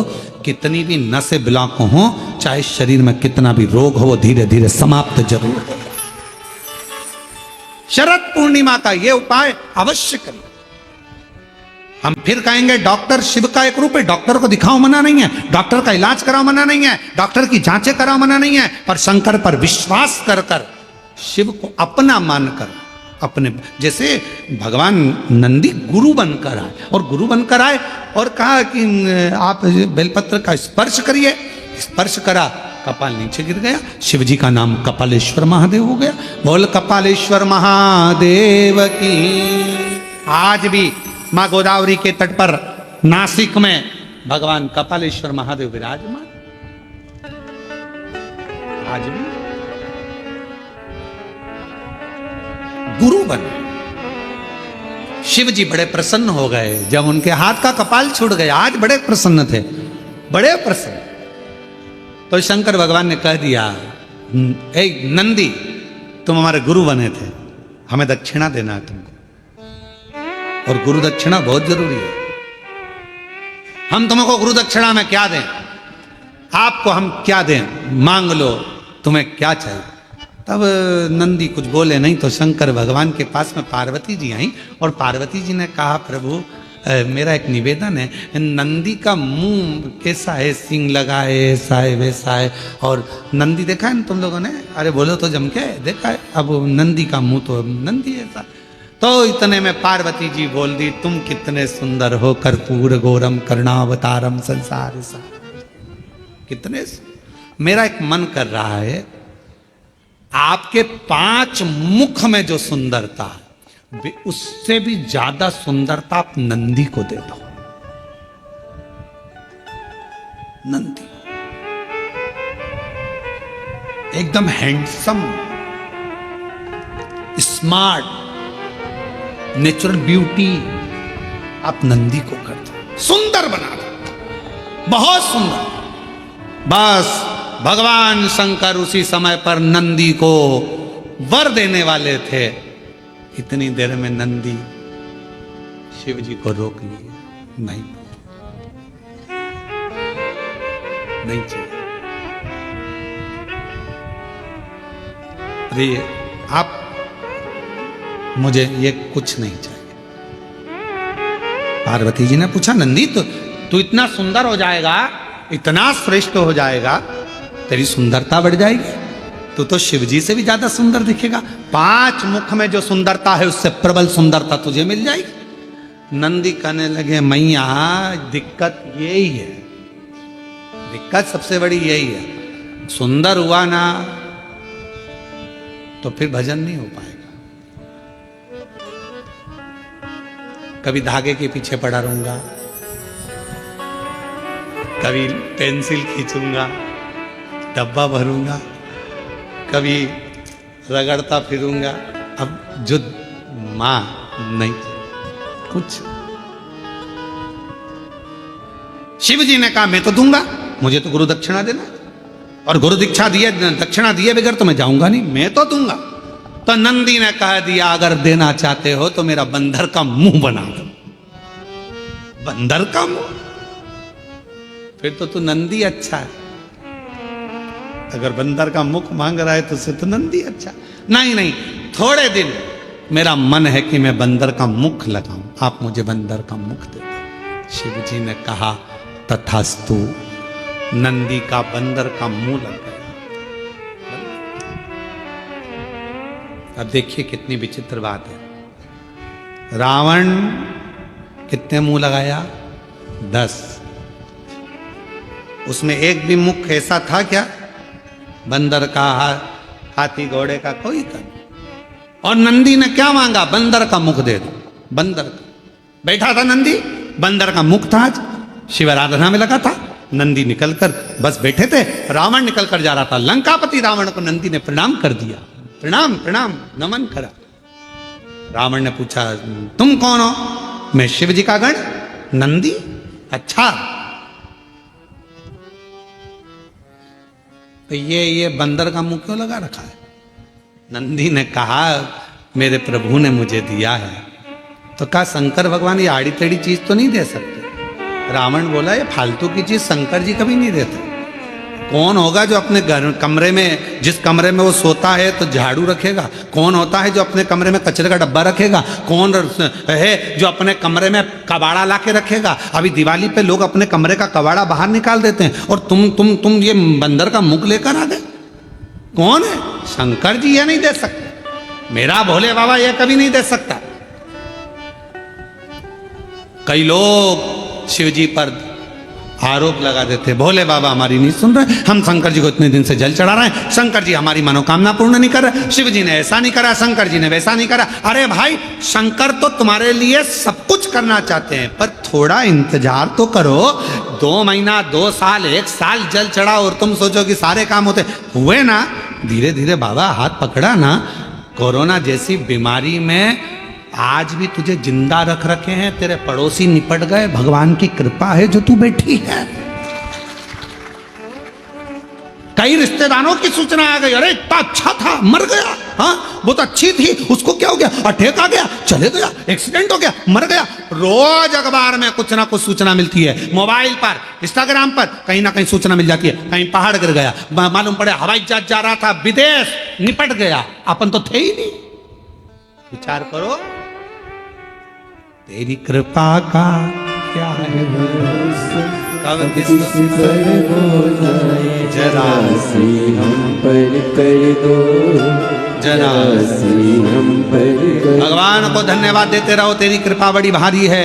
इतने उत्पात मच रहे हैं, रोज उपद्रव मच रहा है, रोज कुछ ना कुछ हो रहा है, कहीं एक्सीडेंट हो रहा, कहीं कुछ हो रहा, कहीं किसी को अटैक आ रहा, जवान से जवान जा रहे, सबकी हालत खराब हो रही है, और तू मुझे अच्छा रखा है, जलगांव में शिव पुराण की कथा सुनवा रहा है। ये तेरी कृपा नहीं तो, तेरी कृपा नहीं तो इससे बढ़कर और सुख क्या होगा।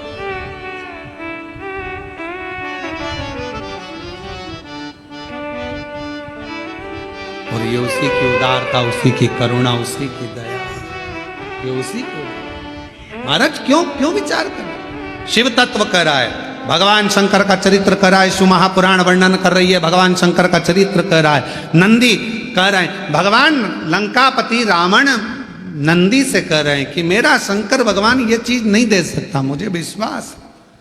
और बोलो ईमानदारी से, शिव जी दे रहे थे क्या ये बंदर का मुंह? नहीं दे। जो शंकर का भगत है ना, उसको मालूम है कि शंकर जी क्या दे सकते हैं। कई लोग कह देते हैं शिव जी के मंदिर मत जाना, गर्भवती हो गई नारी, शंकर के मंदिर। नहीं, हमें मालूम है, हम पुराण पढ़ें, अध्ययन करें, तुम भी पढ़ो, कि अगर गर्भवती नारी शिव के मंदिर जाएगी और डॉक्टर ने कह दिया कि बच्चे की धड़कन नहीं है, बच्चा अंदर से विकलांग है, अगर उसने शंकर की आराधना 9 महीने करी है तो बच्चा विकलांग हो ही नहीं सकता।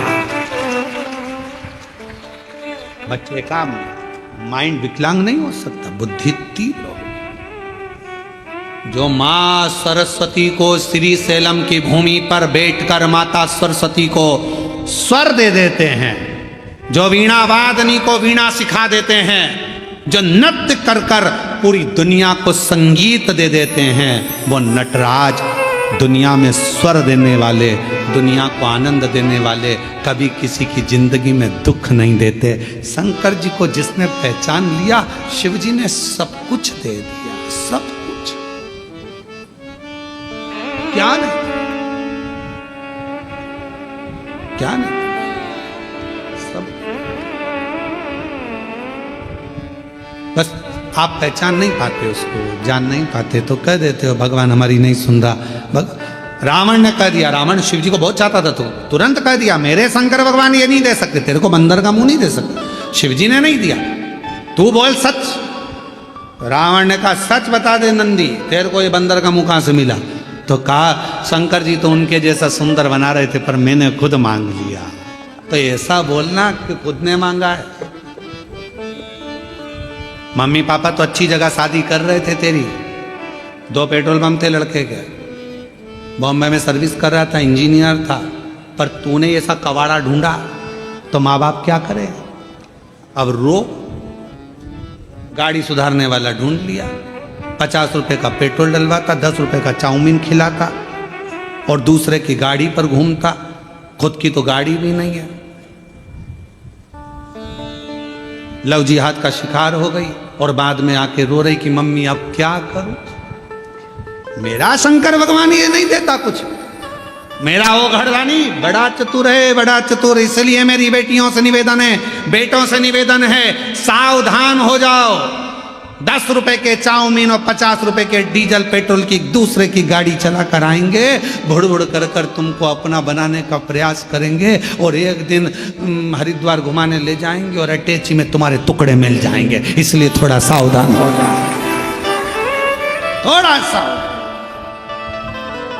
मेरा शिव नहीं दे सकता। अब यहां कहा, यहां बोल रहे हैं मेरे भोले बाबा। लंकापति रावण का विश्वास देखिए कितना था शंकर जी के प्रति। मेरे शंकर जी तेरे को बंदर का मुंह नहीं दे सकते, ये हमारा विश्वास कर,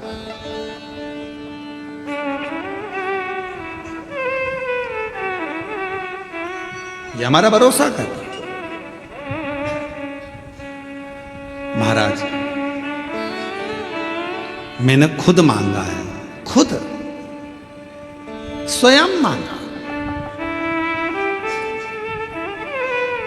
अब आप लोग मांगे वो, जैसे एक व्यक्ति ने शंकर जी की आराधना करी और शिव जी से कहा प्रभु भगवान, वो तीन लोग पहुँचे भगवान देवाधिदेव महादेव के पास। एक बहुत बड़ा राजा पहुँचा, एक बहुत बड़ा सेठ पहुँचा और एक बहुत बड़ा चोर पहुँचा शिव जी के पास। राजा से कहा शंकर जी ने, मांग तुझे क्या चाहिए? महाराज पारस मणि दे दो, जिसको छुआऊं सोना हो जाए। राजा को तथास्तु कह दिया, जा। नगर का सेठ पहुंचा, तुझे क्या चाहिए? मांग ले। महाराज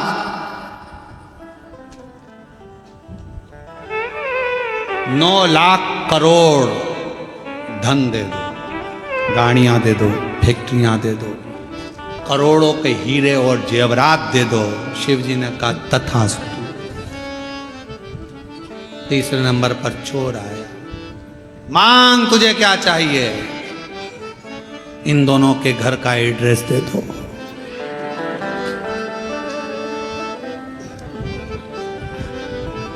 अब वो चाहता तो खुद करोड़ों का धन मांग लेता, और वो दोनों के घर का एड्रेस मांग रिया कि चोरी इन्हीं के घर करूंगा, लेकर जाऊंगा। जो इनने कोहिनूर हीरा मांगा, पारसमणि मांगी, वो भी चुरा लाऊंगा, और इसके पास करोड़ों का धन वो भी चुरा, दोनों का माल अपने घर में ले आऊं। इन दोनों का एड्रेस मुझे दे। हम भी ऐसे शिव जी पर आरोप प्रत्यारोप करते रहते हैं। भगवान ने ऐसा कर दिया, भगवान ने वैसा कर दिया, हे भगवान तूने क्या कर दिया, हे भगवान, हे भगवान। भगवान को दिन रात कोसते, अपनी किस्मत को कोसते ना। शिवपुराण कहती है ना कभी किस्मत को कोसिए, ना परमात्मा को कोसिए, बल्कि अपने आप को ध्यान दीजिए कि मैंने पूर्व में कुछ करा होगा तो आज तकलीफ भोगना पड़ रही है, पर मेरा भोलेनाथ हाथ पकड़कर मुझे तकलीफ से बाहर जरूर निकालेगा। ये अपने अब स्वयं मांगे हो। लंकापति रावण का शिव जी के प्रति विश्वास कितना पक्का था, उसने कह दिया कि ये मेरे शंकर भगवान ने नहीं दिया, ये नहीं दिया।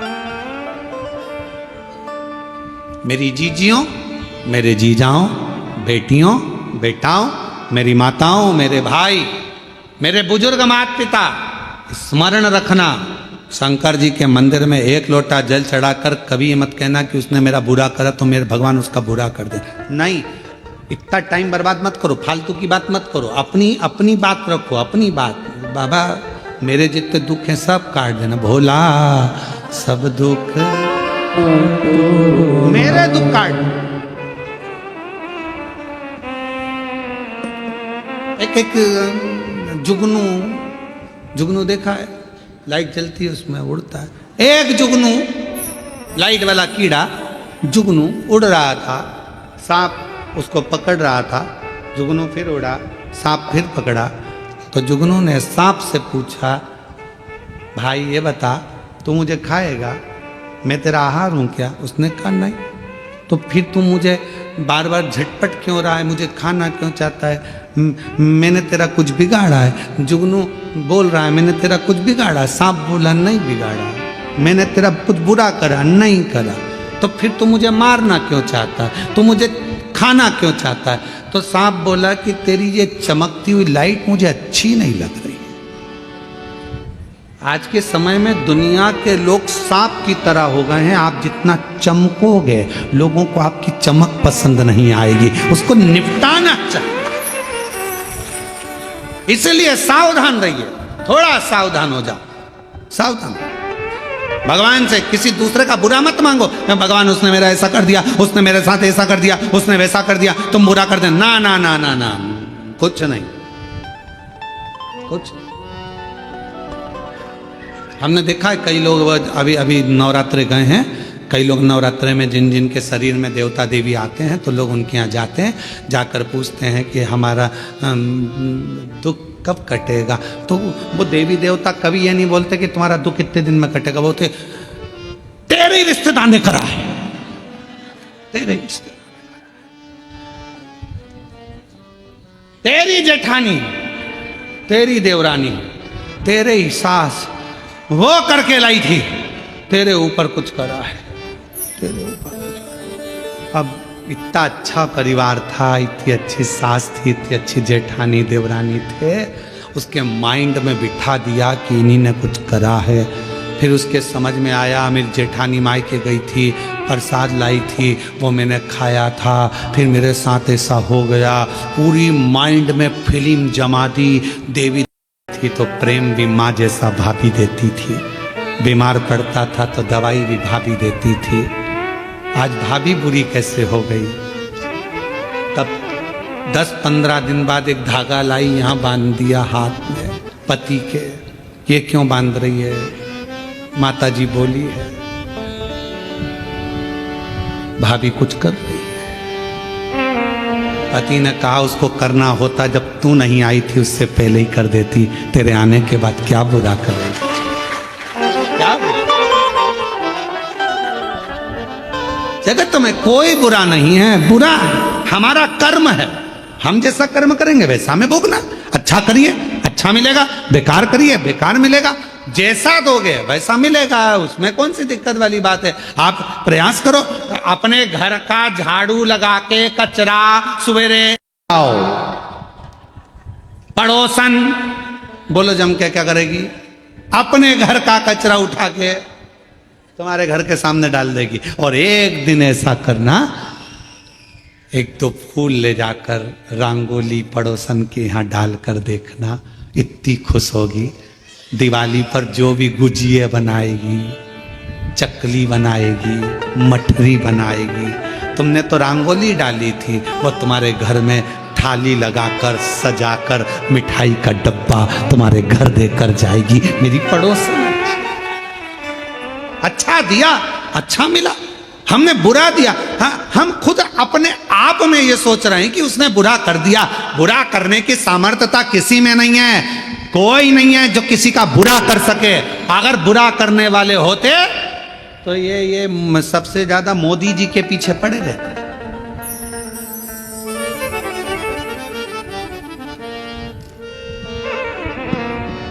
मेहनत करो, परिश्रम करो, आगे बढ़ो। शिव जी को एक लोटा जल चढ़ाओ। अब कोई कहे शंकर जी की आराधना करेंगे, हम आराधना करें, कोई ने कह दिया उसको हवा लग गई, कोई ने कह दिया भूत लग गया, उसका नाम ही भूतेश्वर महादेव है, सारे भूत उससे ही चिपके रहते हैं। तो वो क्या भूत लगने देगा किसी को? ना, ब्रह्म मत लो, आडंबर में मत पड़ो, ढोंग प्रपंच में मत पड़ो। सारी समस्या का हल एक लोटा जल। कोई भ्रम नहीं उत्पन्न करना, कोई टेंशन नहीं लेना, कोई चिंता। ए भैया, हमने किसी का बुरा नहीं करा, कोई हमारा बुरा नहीं करेगा। हमें विश्वास है कोई हमारा बुरा नहीं कर सकता। ये हमारा कर्म है, कोई पूर्व का कर्म होगा तो आज वो। आप लोगों को यहाँ कथा सुनने के लिए मिल रही है, आप सोचिए, विचार करिए। आपने सोचा था क्या कि कथा सुनने को मिल जाएगी? ये कथा तो ऑनलाइन होने वाली थी, सीओर से होने वाली थी, या किसी तीर्थ में होती, पर जलगांव में हो रही है।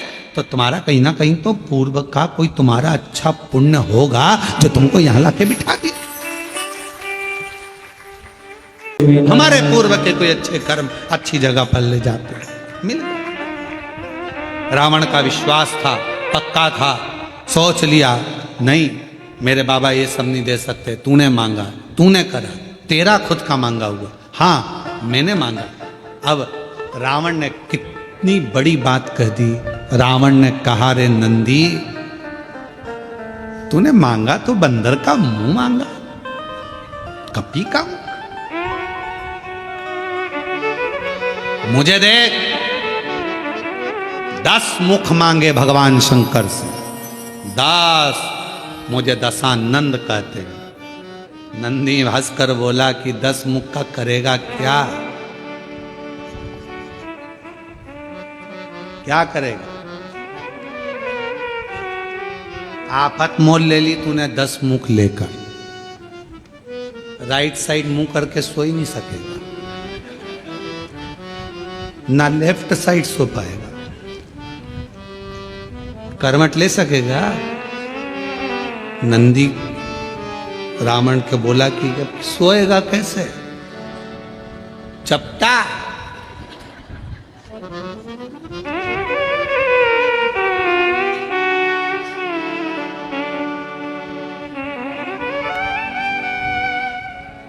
नंदी बोला, ये तुझे नहीं मांगना था।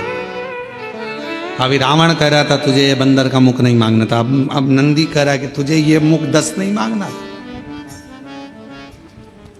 रावण ने एक बात बड़ी सुंदर कही। रावण कहता है, मैंने ये 10 मुख ये नहीं सोचा कि सोऊंगा कैसे, ये 10 मुख मैंने केवल शंकर भगवान की स्तुति करने के लिए, शिव का गुणगान करने के लिए, शिव का।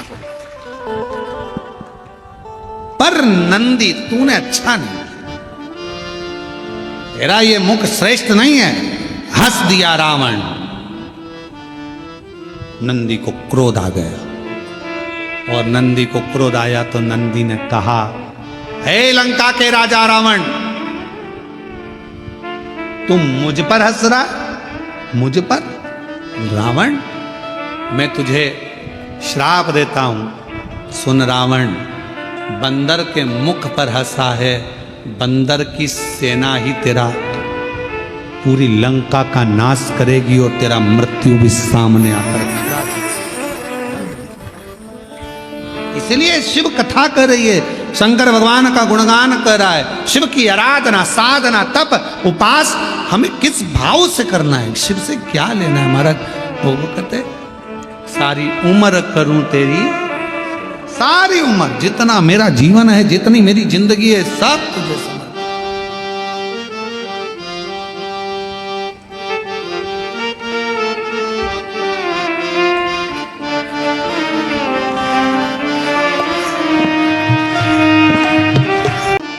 भगवान शिव को अपने मन का भाव हृदय से प्रार्थना करें, दिल से विनय करें, निवेदन करें, विनती करें,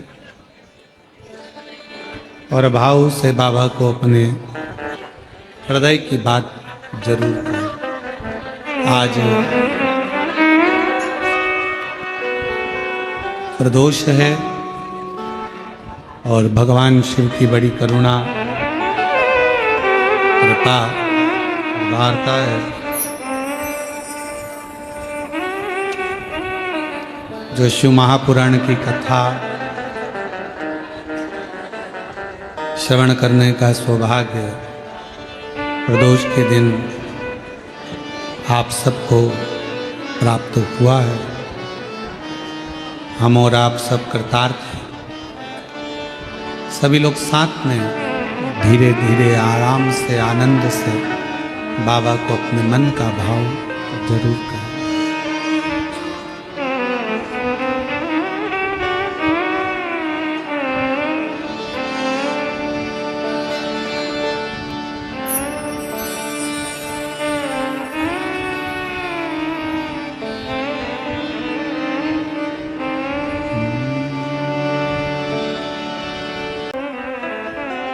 मेरा नाम वैशाली प्रदीप पाटिल है, तहसील एरंडोल, जिला जलगांव की रहने वाली हूँ। आप ही हैं? श्री शिवाय नमस्ते। आ जाइए बेलपत्र। मैं तहसील एरंडोल मैं तहसील एरंडोल और एरंडोल के ही तहसीलदार जी की धर्मपत्नी हूँ। गुरुजी, मेरी माँ को 3 साल पहले ब्लड कैंसर हुआ था। माँ की तबीयत ज़्यादा खराब हो चुकी थी। हमने बाबा का सारा इलाज करवा लिया, पर कोई आराम जब नहीं दिखा, तब आखिरी में किसी के कहने पर बाबा का बेलपत्र मंदिर से लाकर माँ के सिर के पास रख दिया। रुद्राक्ष को रात में पानी में डालकर उसका जल हॉस्पिटल में ही रहकर पिलाना चालू किया। मैंने मालेगांव की भी एक दिन की कथा सुनी और बाबा से विनती करी कि मेरी माँ को जो बीमारी लगी है बाबा ठीक कर देना। बाबा की ऐसी कृपा हुई गुरुदेव, आज 2 साल हो गए। डॉक्टर के हिसाब से तो ठीक नहीं था एक दिन भी, पर 2 साल हो गए मेरी माँ ने कोई दवाई नहीं खाई और पूर्ण तरह से स्वस्थ कर। गुरुजी, मैंने 3 बार पशुपति व्रत किया। भाई की नौकरी नहीं थी। पहला पशुपति व्रत मैंने अपने भाई के लिए करा, उसकी नौकरी के लिए, और बाबा की कृपा से उसकी सरकारी नौकरी लग गई अध्यापक के पद पर। मेरे भोले बाबा की इतना विश्वास बढ़ गया कि लड़की अपने पिता जैसे एक बेटी अपने बाप से जिद करती है, वैसे ही मैं अपने शंकर जी से जिद कर लेती हूँ, और जो चाहती हूँ मेरा भोले बाबा मुझे वो दे देता है।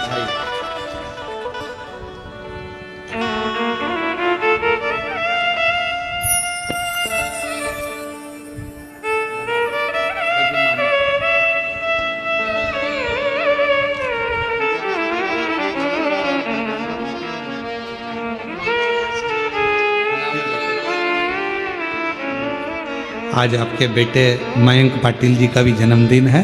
साधुवाद, बहुत बहुत बधाई। शिव कृपा बाबा की बनी। एक पत्र और है। मेरा नाम शोभा दिलीप पाटिल है, जालना महाराष्ट्र की रहने वाली हूँ। कहीं बैठी हो आप ही हैं? श्री शिवाय नमस्तुभ्यम। आइए एक बेलपत्र लेकर दे। मेरी लड़की की यहाँ पहले लड़की थी, पर 12 साल तक औलाद नहीं हुई फिर बाद में, और फिर मेरी बेटी ने, डॉक्टर तो कहे थे कि बाद में औलाद का सुख नहीं है, पर पशुपति नाथ का व्रत कर कर बाबा की कृपा ऐसी हुई कि 12 साल के बाद बेटी के घर लड़का हुआ। हमने बेटे का नाम बाबा की कृपा से डमरू रखा है। तेरे डमरू की धुन सुन के मैं काशी।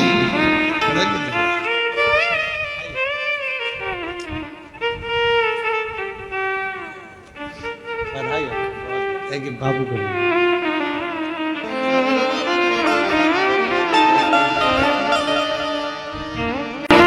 शिव शिव है, शंकर शंकर है, उसकी उदारता कभी कम नहीं होती।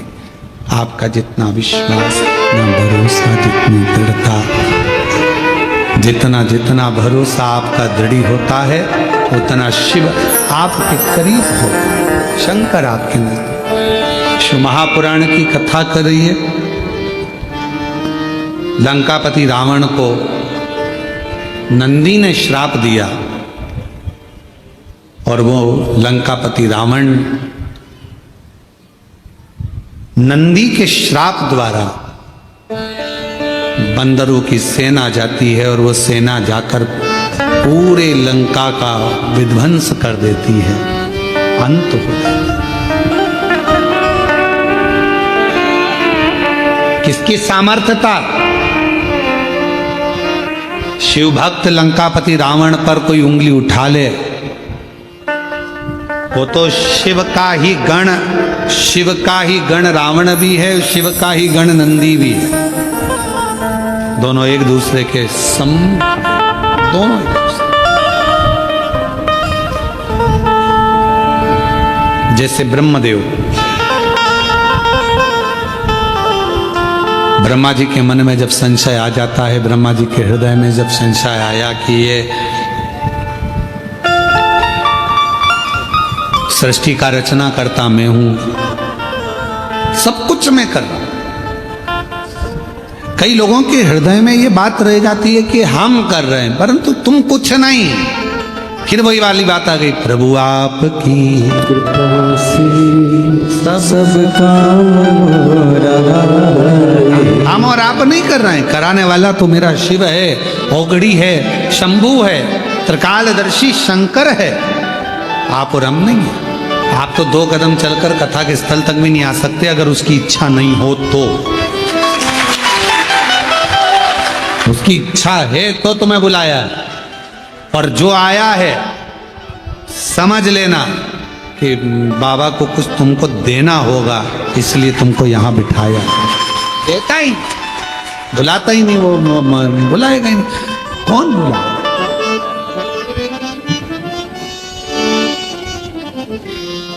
जय जय श्री राधे। सभी भक्तों को हर हर महादेव, सदा जय श्री कृष्णा, श्री शिवाय नमस्तुभ्यम। पूज्य गुरुदेव का आगमन हो चुका है। गुरुदेव व्यासपीठ पर मंचासीन हो चुके हैं। आप सबकी तरफ से व्यासपीठ को नमन करते हुए, हम सबके प्रिय, हम सबके लाडले ठाकुर कल्लू जी महाराज के चरणों में नमन करते हुए, परम सत्य परम आदरणीय विश्वविख्यात पूज्य गुरुदेव के पावन चरणों को नमन करते हुए, और आप सभी से भक्तों के चरणों में नमन करते हुए, सुंदर आज कथा के दूसरे दिवस में हम सभी प्रवेश करेंगे। उससे पहले आप सभी को ज्ञात है, शुद्धपुर नगरी सीहोर की पावन धरा पर जो भव्य कुबेरेश्वर धाम की स्थापना होने जा रही है, जिसमें सेवा का क्रम सुचारू रूप से चालू रहता है, जिसपे भोजन भंडारा हो, स्वास्थ्य संबंधी सेवा हो, या फिर गौ माता की सेवा हो, या फिर अन्य सेवाएं हो, श्री विठले सेवा समिति हमेशा बढ़ चढ़कर कार्य करती है, हमेशा बढ़ चढ़कर भाग लेती है। विश्व की सबसे बड़ी और भव्य भोजनशालाओं में से एक कुबेर भंडारी की भोजनशाला, जो कि नियमित रूप से सुचारू रूप से चलती है, जिसपे लाखों सैकड़ों हजारों भक्त भोजन भंडारे का आनंद लेकर अपने जीवन को कृतार्थ में करते हैं, आनंद में करते हैं। मात्र 21,000 रुपए की स्वराशि देकर आप भी इस भव्य भोजनशाला की सदस्यता ग्रहण कर सकते हैं। और होता यह है कि साल में एक दिन, 365 दिन में से एक दिन आपके नाम से भी भोजन भंडारा कराया जाएगा, और यही क्रम बदल बदल के सुचारू रूप से चलता है। साथ में आप सभी को ज्ञात है, यह भोजन पूर्णता शुद्धता के साथ में आरओ के पानी से स्टीम द्वारा ये भोजन बनाया जाता है, ताकि के भक्तों को किसी भी प्रकार की कोई दिक्कत परेशानी ना हो, और स्वास्थ्य संबंधित सेवाओं का ध्यान रखते हुए यह भोजन बनाकर तैयार किया जाता है। साथ में स्वास्थ्य संबंधी सेवाओं में पूज्य गुरुदेव हमेशा बढ़ चढ़कर कार्य करते हैं, हमेशा बढ़ चढ़कर भाग लेते हैं। विगत कई वर्षों से निःशुल्क रूप से प्राथमिक उपचार केंद्र कुबेर भंडारी की पावन धरा पर सुचारू रूप से चलता है, जिसमें दवाई गोली भी निःशुल्क रूप से वितरण की जाती है, और समय समय अनुसार स्वास्थ्य शिविर लगाए जाते हैं, ताकि के भक्तों को किसी भी प्रकार की कोई दिक्कत परेशानी ना हो। साथ में 2 एम्बुलेंस भक्तों की सुविधा के लिए 24 घंटे उपलब्ध रहती है, और एक सर्व सुविधा युक्त हॉस्पिटल का निर्माण कार्य और चालू कर दिया गया है, ताकि के भक्तों को किसी भी प्रकार की कोई दिक्कत परेशानी ना हो। साथ में आप सभी को ज्ञात है कि पूज्य गुरुदेव द्वारा जो 251 कमरों की भव्य विशाल धर्मशाला बनने जा रही है, जिसका निर्माण कार्य बढ़ाते हुए 100 कमरों का और इजाफा करते हुए 351 कमरों की यह भव्य विशाल धर्मशाला बनेगी, जिसके अंतर्गत लगभग 15 से 16 बड़े बड़े हॉल भी बनाए जाएंगे, ताकि के भक्त बड़े ही आराम से रुककर भगवान का भजन कीर्तन स्मरण कर अपने जीवन को कृतार्थ में कर सके, आनंद में कर सके। साथ में गौ माता की सेवा देखिए, 33 कोटि देवी देवता गौ माता के अंदर विराजमान होते हैं, और सभी सनातन धर्म के मानने वाले लोगों का ये कर्तव्य बनता है, ये दायित्व बनता है कि हम गौ माता की सेवा प्रतिदिन करें। अगर किसी कारणवश हम गौ माता की सेवा नहीं कर पाते हैं, तो यहाँ पर भी गौ माता की सेवा चलती है, वहाँ अपना महत्वपूर्ण सहयोग अवश्य प्रदान करें। तो एक गौशाला जो कि पिछले सेवा समिति द्वारा संचालित है, 2 और भव्य गौशालाओं का निर्माण कार्य सुचारू रूप से चल रहा है। साथ में आप सभी को ज्ञात है, पूज्य गुरुदेव ने एक संकल्प लिया है, सभी सनातन धर्म के मानने वाले लोगों के गले में रुद्राक्ष हो, सभी सनातन धर्म के मानने वाले लोगों के घर के मंदिर में रुद्राक्ष हो और स्वतः ही रुद्राक्ष का महत्व वो जान सके, स्वतः ही रुद्राक्ष का महत्व वो समझ सके। देखिए, आज अगर हमें किसी को पहचानना है तो सनातन धर्म के जो भी लोग होते हैं वे अपने गले में रुद्राक्ष धारण अवश्य करें, जिससे न केवल आपके स्वास्थ्य में लाभ प्राप्त होगा, अपितु आप जो कार्य करते हैं, जो बिजनेस करते हैं, उसमें भी आपको लाभ प्राप्त होता है। हर कार्य में रुद्राक्ष का बड़ा ही महत्व बताया गया है, जो स्वतः आप धारण करेंगे तो इसके बाद स्वतः ही आपको इसके बारे में पता चल जाएगा। तो ये निःशुल्क रूप से रुद्राक्ष वितरण किए जाते हैं, जिसका किसी भी प्रकार का कोई शुल्क नहीं लिया जाता है। रुद्राक्ष ना ही कोरियर किए जाते हैं और ना ही ऑनलाइन किसी के हाथ से भेजे जाते हैं। बस रुद्राक्ष आपको स्वतः ही कुबेर भंडारी की पावन धरा पर आना है। सुबह 10 बजे से शाम 5 बजे तक ये रुद्राक्ष निःशुल्क रूप से वितरण किए जाते हैं। तो ऐसे सेवा के सारे प्रकल्प चलते हैं, आप भी इन प्रकल्पों से जुड़ सकते हैं, कंधे से कंधा मिलाकर चल सकते हैं, कदम से कदम मिलाकर चल सकते हैं और अपना महत्वपूर्ण सहयोग श्री विठलेश्वर सेवा समिति के जो दो दान कार्यालय चल रहे हैं, दोनों में से किसी भी दान कार्यालय में आप समर्पित कर सकते हैं और अपना नाम व्हाट्सएप पर भेज सकते हैं। आइए, जिन दानदाताओं ने, जिन भामाशाहों ने मंदिर, गौशाला, वृद्धाश्रम, अन्य क्षेत्र में अपनी सौराशि प्रदान करी, उन सभी पावनसारी पुण्यसारी दानदाताओं के नाम श्री ऋषि आर्यन जी सरस्वत, लखनऊ उत्तर प्रदेश से 1001 रुपए की सौराशि आपने समर्पित की। नीलू कुमारी मुजफ्फरपुर बिहार से 500 रुपए। गंगा श्री जी गुप्ता कानपुर उत्तर प्रदेश से 500 रुपए। स्वर्गीय गौरी शंकर जी मिश्रा की तरफ से देवरिया उत्तर प्रदेश से 500 रुपए। पंकज जी पंतोरा की तरफ से जम्मू एंड कश्मीर से 1100 रुपए। अमित जी शुक्ला लखनऊ उत्तर प्रदेश से 1001 रुपए। कल्याणी सिंह जी की तरफ से गया बिहार से 1501 रुपए की सौराशि आपने समर्पित की। मनोरमा देवी पटना बिहार से 2101 रुपए की सौराशि आपने समर्पित की। श्रीयास सोपन राव जी बेदरे भीड़ महाराष्ट्र से 5100 रुपए की सौराशि आपने बाबा कुमरेश्वर धाम हेतु समृद्ध की बहुत बहुत बधाई। सौदा विचार आपके 14 सौराशि आपने समृद्ध की। संतोष जी गुप्ता भैरवगढ़ छत्तीसगढ़ से 500 रुपए। स्वर्गीय श्री मनगत राम जी गनौर की तरफ से सोनीपत हरियाणा से 1100 रुपए। ललित राम जी चौधरी की तरफ से रायगढ़ छत्तीसगढ़ से 500 रुपए की सौराशि आपने समृद्ध की। संजय जी शर्मा अलवर राजस्थान से 500 रुपए। ईश जी वर्मा की तरफ से शिमला हिमाचल प्रदेश से 500 रुपए की सौराशि आपने समर्पित की। शिव कुमार जी शुक्ला प्रतापगढ़ उत्तर प्रदेश से 500 रुपए। अनिल कुमार जी केसरी की तरफ से पटना बिहार से 500 रुपए। विपिन कुमार जी की तरफ से दिल्ली से 500 रुपए की सौराशि आपने समझ की। रंजनी जी राठौर की तरफ से सीतापुर उत्तर प्रदेश से 1100 रुपए। अनिल कुमार जी की तरफ से झुंझुनू राजस्थान से 500 रुपए। देवीदास जसवंत जी धमके की तरफ से महाराष्ट्र से 1000 रुपए की सौराशि आपने समझ की। पुरुषोत्तम जी घंटेलवाल भरतपुर राजस्थान से 1100 रुपए। अनिता सुनील जी यादव की तरफ से लखनऊ उत्तर प्रदेश से 500 रुपए। महाजन परिवार गुरुग्राम हरियाणा से 500 रुपए। स्वर्गीय शशि भूषण जी चौरसिया की तरफ से भागलपुर बिहार से 1000 रुपए। सुरेश जी सारदे की तरफ से बड़वानी मध्य प्रदेश से 551 रुपए। भवर सिंह जी राणावत की तरफ से भीलवाड़ा राजस्थान से 1551 रुपए की सौराशि आपने समर्पित की। तनिष्क जी की तरफ से मुरादाबाद उत्तर प्रदेश से 551 रुपए। भारती जी जाट की तरफ से उदयपुर राजस्थान से 500 रुपए की सौराशि आपने समर्पित की। दिलीप कुमार जी कश्यप की तरफ से लखनऊ उत्तर प्रदेश से 500 रुपए। संपत्ति जी पवार की तरफ से भीड़ महाराष्ट्र से 500 रुपए की सौराशि आपने समझ की। सुजान सिंह जी भाटी की तरफ से जोधपुर राजस्थान से 1100 रुपए। लता सिंह जी की तरफ से हरदोई उत्तर प्रदेश से 1100 रुपए। विनीता जी श्रीवास्तव की तरफ से सुल्तानपुर उत्तर प्रदेश से 2101 रुपए की सौराशि आपने समर्पित की। विजय मीना जी गुप्ता कोलकाता वेस्ट बंगाल से 2551 रुपए की सौराशि आपने समृद्ध की। कांता प्रसाद जी की तरफ से जयपुर राजस्थान से 500 रुपए की सौराशि आपने समृद्ध की। रंजय कुमार सिंह जी की तरफ से पटना बिहार से 500 रुपए। सत्येंद्र कुमार जी की तरफ से अलीगढ़ उत्तर प्रदेश से 501 रुपए की सौराशि आपने समर्पित की।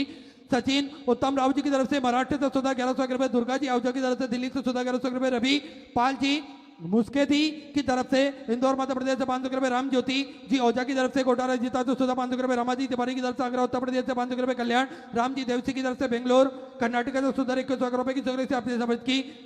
भवानी जी उपाध्याय असम से 500 रुपए की सौराशि आपने समर्पित की। सभी दानदाताओं को मैं हृदय की आनंद गहराई से नमन करता हूँ, दंडवत करता हूँ, प्रणाम करता हूँ। 14 सौराशि आपने समर्पित की। जो भक्त अपनी सौराशि मंदिर, गौशाला, वृद्धाश्रम, अन्य क्षेत्र बाबा कुमरेश्वर धाम हेतु समर्पित करना चाहते हैं, वे टीवी स्क्रीन पर श्री विठलेश्वर सेवा समिति के 2 अकाउंट नंबर एक्सिस बैंक का, सेंट्रल बैंक ऑफ इंडिया का चल रहा है, दोनों में से किसी भी अकाउंट में अपनी 100 राशि जमा कर अपना नाम व्हाट्सएप पर भेज सकते हैं। आइए सीधे व्यासपीठ की शरण में चलते हैं। पूज्य गुरुदेव के सानिध्य में हम सभी आज सुंदर दूसरे दिवस की कथा श्रवण करेंगे। जय जय श्री राधे, हर हर महादेव, श्री सेवाई नमस्तुभ्यं।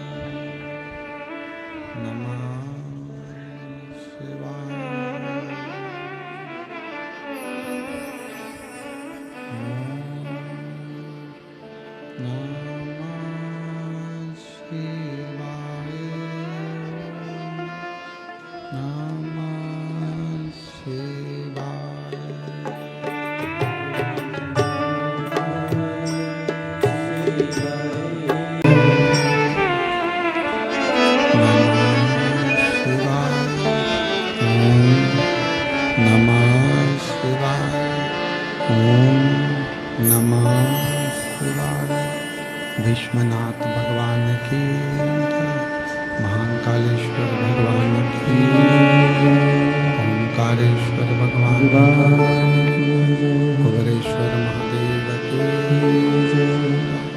हर हर महादेव, हर हर महादेव, हर हर महादेव, हर। काशी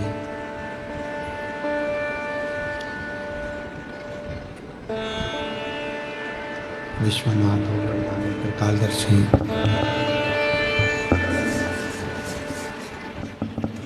कैलाशी अविनाशी भगवान शिव जिनकी पुनित पावन पवित्र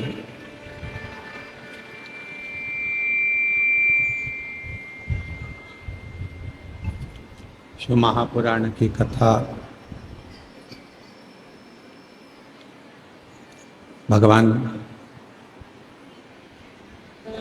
देवाधिदेव महादेव की कृपा से, करुणा से, उनकी उदारता से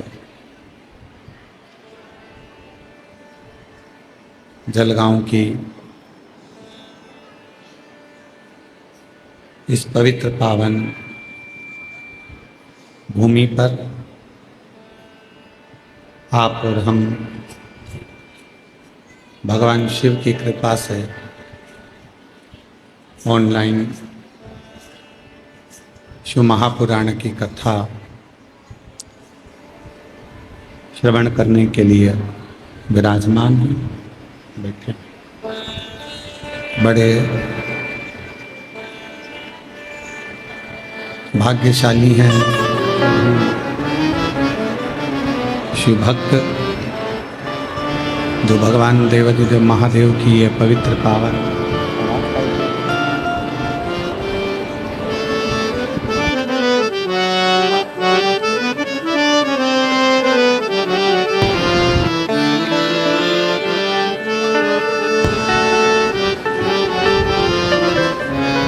भगवान शिव की ये पवित्र पावन कथा, जो भगवान शिव की उदारता से, करुणा से आप और हम श्रवण करने के लिए बैठे हैं। कथा के मुख्य यजमान श्रीकांत सुभाष बोंडरे माली जी, श्रीमती ममता श्रीकांत बोंडरे माली जी, एक बार जोरदार ताली बजाकर उनका स्वागत अभिनंदन, जो इस पवित्र पावन कथा का मुख्य यजमान पद ग्रहण कर अपने पूर्वजों को पार लगा रहे हैं। और ये पवित्र कथा जो आप सब आस्था चैनल के माध्यम से, फेसबुक यूट्यूब के माध्यम से ऑनलाइन श्रवण कर रहे हैं, आप सभी को बहुत बहुत साधुवाद, जो शिव की उदारता से ये पवित्र कथा श्रवण करने का सौभाग्य आप और हमको मिला है।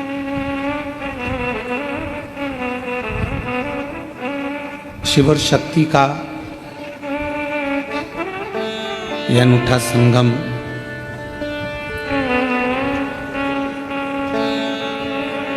जो आज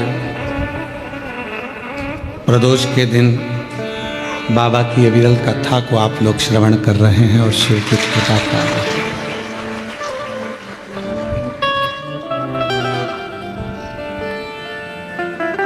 वो कहते हैं, जब भी जन्म मिले सेवा करूं मैं तेरी,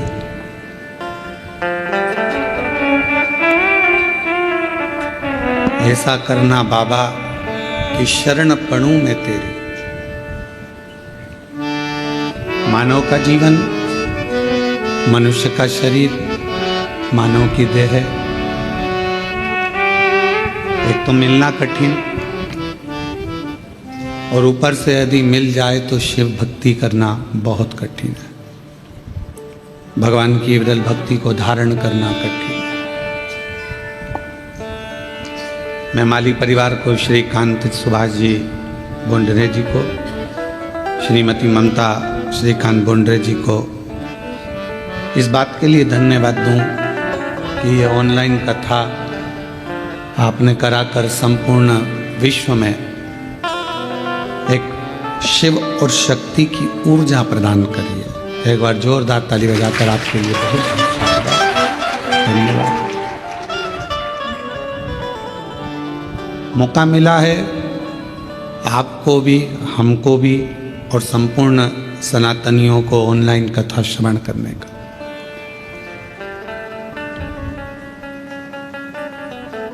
ना जाने कितने कितने जन्म हमारे ऐसे ही निकल गए और हम शिव भक्ति नहीं कर पाए।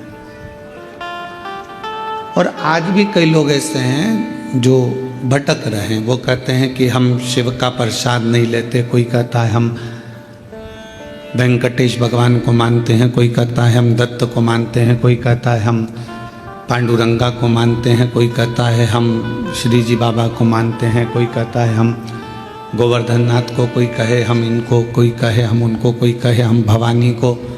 हम शिव की आराधना नहीं करते। स्कंद पुराण में केदार खंड के अंदर हो सकेगा तो आज हम उसका चैनल के माध्यम से उसको हमारा YouTube चैनल पे हम उसको बताएंगे भी। स्कंद पुराण के कल्याण के 27वें नंबर पृष्ठ पर केदार खंड के अंतर्गत एक बात लिखी बड़ी सुंदर कि भगवान शंकर भगवान का शिवलिंग, भगवान विष्णु और भगवान 33 कोटि देवता, ये सब अलग कोई भी नहीं है, कोई अलग नहीं।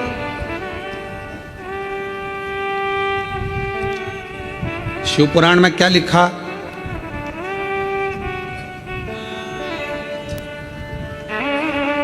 भगवान शंकर की शिव पुराण में लिखा है कि ये जो भाग है जहाँ शिवलिंग रखा है, ये जलाधारी, ये जो भाग है ये पार्वती जी का हस्त कमल, ये शिव पुराण। ठीक है। पर स्कंद पुराण का केदार खंड क्या कह रहा है कि ये जो जलाधारी है ये भगवान विष्णु का हस्त कमल है और ये जो शिवलिंग है ये भगवान शंकर का प्रतिबिंब स्वरूप शंभु स्वयं विराज। अब दोनों देखिएगा जरा। जो दुनिया के लोग कहते हैं कि हम नारायण वाले, हम शिव को नहीं मानते, कोई कहता है हम शंकर का भजन नहीं करते, उनको एक बार स्कंद पुराण पढ़ना चाहिए। वेद व्यास जी लिख रहे हैं स्कंद पुराण में कि जो ये जलाधारी है ये भगवान नारायण स्वयं है और ये जो शिवलिंग है वो शंकर भगवान स्वयं है। ये स्कंद पुराण कह रहा है। और इस शिव महापुराण में, स्कंद पुराण में जब हम अध्ययन करें, पढ़ें उसको, आज हम प्रयास करेंगे कि आप लोगों को वो चीज़ एक एक पढ़ने को मिले लाइन से कि क्या क्या चीज़ स्कंद पुराण के अंतर्गत लिखी है। पूरी जिंदगी हम केवल ब्रह्म ही जिए, भटक रहे। हम लोगों को दुनिया के आज के ज़माने में सनातनियों को सनातन धर्म के माध्यम से तोड़ने का प्रयास पूर्व में भी किया गया था और आज भी किया जाता है। पहले भी देवताओं में हमें तोड़ दिया गया। इनने कहा हम राम वाले, उनने कहा हम कृष्ण वाले, उनने कहा हम शिव वाले, उनने कहा हम भवानी वाले, उनने कहा हम दत्त वाले, उन्होंने कहा हम ये वाले, तोड़ दिया। इतने पंथ बन गए, इतने पंथ बन गए कि अब लोग सोचते हैं कि तुम कौन वाले। इतने पंथ, तब तक सनातन धर्म पंथों में बटेगा। फिर कोई आएगा, फिर वो नया पंथ बना जाएगा, फिर कोई आएगा, फिर वो नया पंथ बना जाएगा और धीरे धीरे धीरे धीरे हम बढ़ते चले जाएंगे। और बढ़ते गए तो वो कहते हैं ना, उत्तर प्रदेश के माननीय मुख्यमंत्री जी योगी जी ने अपनी वाणी में कहा है, बटोगे तो कटोगे। उन्होंने अपनी भाषा में वही शब्द कहा कि हम अगर बट रहे हैं, हम अगर विभाजित हो रहे हैं, हम बट रहे हैं तो फिर हमको तकलीफ हो। हम बटे ना।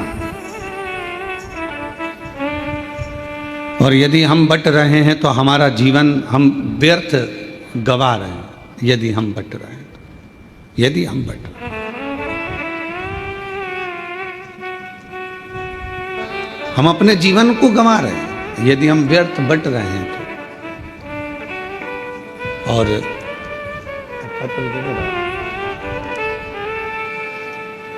अगर हम बट रहे हैं तो हमारे अपने जीवन को हम गंवा रहे हैं। हम पंथों में ना बटें,